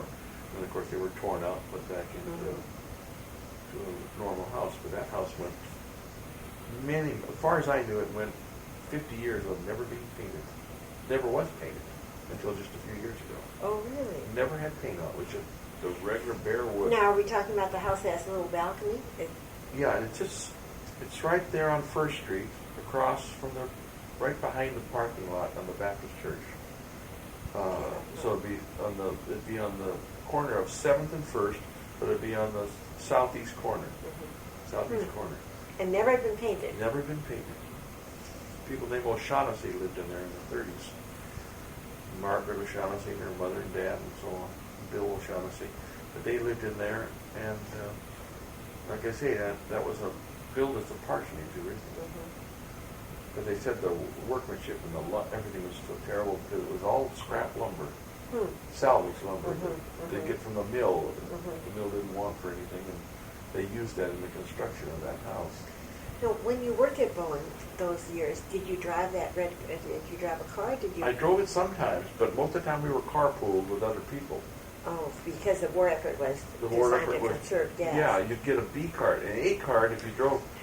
By if that, you drove you by yourself, you'd get an A card. card. That was only like 2 or 3 gallons a week or whatever it was. But if you had a B card, you got more gas because you carried people. And so most of the time I rode with other people. Almost all the time. I didn't take my car in because there would be groups and you'd meet them down at Kirkland or walk down the street to downtown Kirkland and you meet your ride and go into work. And I chose swing shift most of the time because I liked not having to rush. You know, you could go to work in the afternoon and come home at midnight and had all the morning off. Did you was it customary for boys who are young graduates who worked in the war industry to give room and board money to your mom and dad? No. My parents had their own income at that time, and they didn't need the money, and they never asked for the money, so I just put the money in the bank. And that's how you amassed. As far as I know, I never gave them a penny that I can think of. But maybe your family's the Scotch and English background. Maybe you seem to have learned your frugality from. I guess so. Now, one more thing you haven't talked about. What was social life like in high school? Like, was there dating or hayrack rides or what kinds of social interactions were there? Well, they would have the regular dances, the senior prom and so on, so on like that. The big things. Big things, but no, I don't think too many of them dated that much. There wasn't very little of it. There was, like I say, as I go back to my class, I don't think more than 3 people even drank alcoholic drinks in the class. 3 or 4 maybe out of 110. Is that how large your graduation class Yeah, we were is? about like 115, I think. And there was a whole different set of morals. And behaviors. Behavior, yeah. You didn't find anywhere, practically no one drank in the class. And the ones that did drink were mostly beer or wine or something like that they would get. But, you really you could almost say 95% of them never touched any alcohol or smoked. It was more of a moral thing in those days than it was a health thing. And now it's pretty much no rules on any, but it's health now. But no, there was very little drinking of any kind, and certainly boys and girls were naive as they come, pretty much. Kind of a nice, when you look back on it, it's kind of a nice way to grow up. It sounds like it. It sounds like the Kirkland of your boyhood and teen years was really delightful. You didn't have anywhere near the promiscuity or the pressure on that they did today. I think today's kids miss a lot. Unfortunately, they don't have the fun we had and the freedom and the innocence, I would say. Speaking of innocence and fun, did you ever go to the Juanita Beach when there was a lot of Shady resort Beach. or something? Yeah, that's right. They had most of the high school kids. A lot of them came over from Seattle. This was the days of the Model A's and everything. And they would every Sunday evening they would have a dance there at Shady Beach. And I forget where they got the music or what. Wasn't there a pavilion or something? A pavilion there, yeah. And all the kids from Kirkland and Seattle would come over and they'd all dance and just have a good time there. Was it like an open-sided pavilion? Open-sided more, as I remember. So was it just in the summertime? I mean, did they just have dances in the summer? Yeah, I think so, mostly in the summer. And, but I think all the kids went down there, either because they wanted to go and meet somebody there or because they just were curious. But it was a real hangout for the kids of 39 and 30, 40 and along in there. And then so then they had Model A's to get Model there. A, Fords, or whatever they had. A lot of the kids had pretty good cars, too. But we didn't have that many in the school. I mean, you'd find a dozen cars in the whole high school or something like that. They would park over by Mrs. Berry's lunchroom there, along the street there. Because there was only 6 or 8, or something back in there. Model A's, Model B's, and 34 Plymouths, and let's see, what if I think some of the cars that they would drive there. 33 Fords, and 32 Ford Model B's, I remember. I can remember who owned them even. And 36 Fords, things like that. That kids would have. You could get them for $150. Really? Oh, yeah. That was kind of a going price. A Model A, a good Model A was $125. A real good one. Clean. This is secondhand? Secondhand. $125. Then you can get them from $75. Up, even a beater would be $25. And so you, with your, with your Boeing income, that was a cinch. Oh, sure. You never even thought of things like that. You'd aim for something better, But you'd have to be single. I know if they got married right out of high school or something like that, they couldn't afford That's right. much of anything, in the way of cars. They couldn't go because it took all the money, what they earned in those days. But, of course, a house wasn't expensive either. Let's see, what else did I ask you? Were there ever any, you mentioned in your newspaper article something about buying the cost of taking ferries. How old were you when parents let their kids take the ferry to Seattle by themselves, just with kids? Well, I remember going over there when I was in the DeMolay, and I was probably, because they had no DeMolay. And isn't DeMolay in high school? Isn't that a... Well, it's a Masonic Lodge sponsored a group of young men. And I was probably 14 or 15. Somewhere along in there, 14 or 15. And we would just go right over to Seattle on the ferry. I remember I had to go down to Garfield High School. And I'd catch the bus down and then go over. And some of the DeMolay things, one of the fellows, the older one that was in the DeMolay, is Lawrence Smith. He had a big, long 32 Chrysler sedan. And he would meet us down at the ferry dock in Madison Park. And pick you up. Pick us up and take us on down to whatever DeMolay function down in where those temples are on Broadway, down around Broadway. The Scottish Rite Temple. Scottish Rite Temple and places like that where we'd go. So it all worked out okay, but we were considered out in the country, And when you took the ferry, it was from downtown Kirkland? Downtown Kirkland. So where did the ferry dock go to that was also in the Juanita Bay? What was that? Where did that go? Oh, that would be way, way, way, way back. Oh. But there was nothing, everything originated in Kirkland, including the aerial, which came over that called on the points, Hunts Point and Yarrow Point. That brought groceries and stuff? Yeah, well, it came into Kirkland Dock, and people rode it, and it picked up people on all the points. And then it would end up Madison Park the same as the Lincoln or the Washington, the big boat. And it was just a small steamboat, like the Virginia 5. And it would pick up people that lived on the points that commuted to work in Seattle. Oh, did it? Yeah, and it picked up all the businessmen and the doctors and whoever had their offices in Seattle. They would ride that into Madison Park and then catch the streetcar or later the trackless trolley that took them downtown Seattle. So on the east side, was there any, in your youth or high school life, was there any equivalent to buses then on the east side? No, nothing until pretty much after World War II, in the 50s. Did the buses really do anything? The Kirkland Ferry took care of most everything. And when we were, if you were a student, like in photography school, it was a nickel a ride. And the riding the bus downtown was a nickel, so it was 10 cents to go from Kirkland downtown Seattle and 10 cents to come back. If you're a student, otherwise it was 8 cents, I believe. I think you got 12 tickets for $1 instead of 20. But if you're a student, you got 20 tickets for $1. Pretty good cheap transportation. Did your family do outing? Well, what kind of outings did your families? Oh, we went camping a lot. Oh, did you? Oh, not so much on Sundays, but we'd take trips.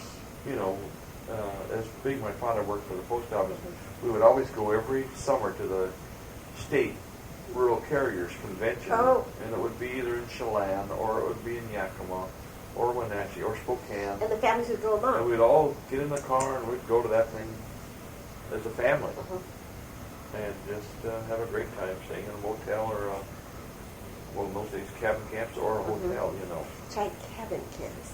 That was the word for, the early word for later on tourist cabins and predecessor to later motels. became a motel later. Only those cabins were like $2 or $1.50 a night. And they usually were one room. One room with a sink in it, and in some cases, their toilets were completely separate. You know, they'd have a community toilet for the whole group, you know. And there's one still like that in Eastern Washington. You can still find it. Oh, where is it? Over by Waterville. Where is Waterville? Waterville is up east of the Columbia, over north of Wenatchee a little bit, and then straight east of the Columbia River, like going to Spokane. Up on the top of that hill, you can go through there, and what's that little town? She's in the other room. Oh, not Douglas, but it could be Douglas, and it's right close to Waterville, and there's still an old cabin camp in there that still has, they're just like little boxes, and then they have a community washroom and everything at the end.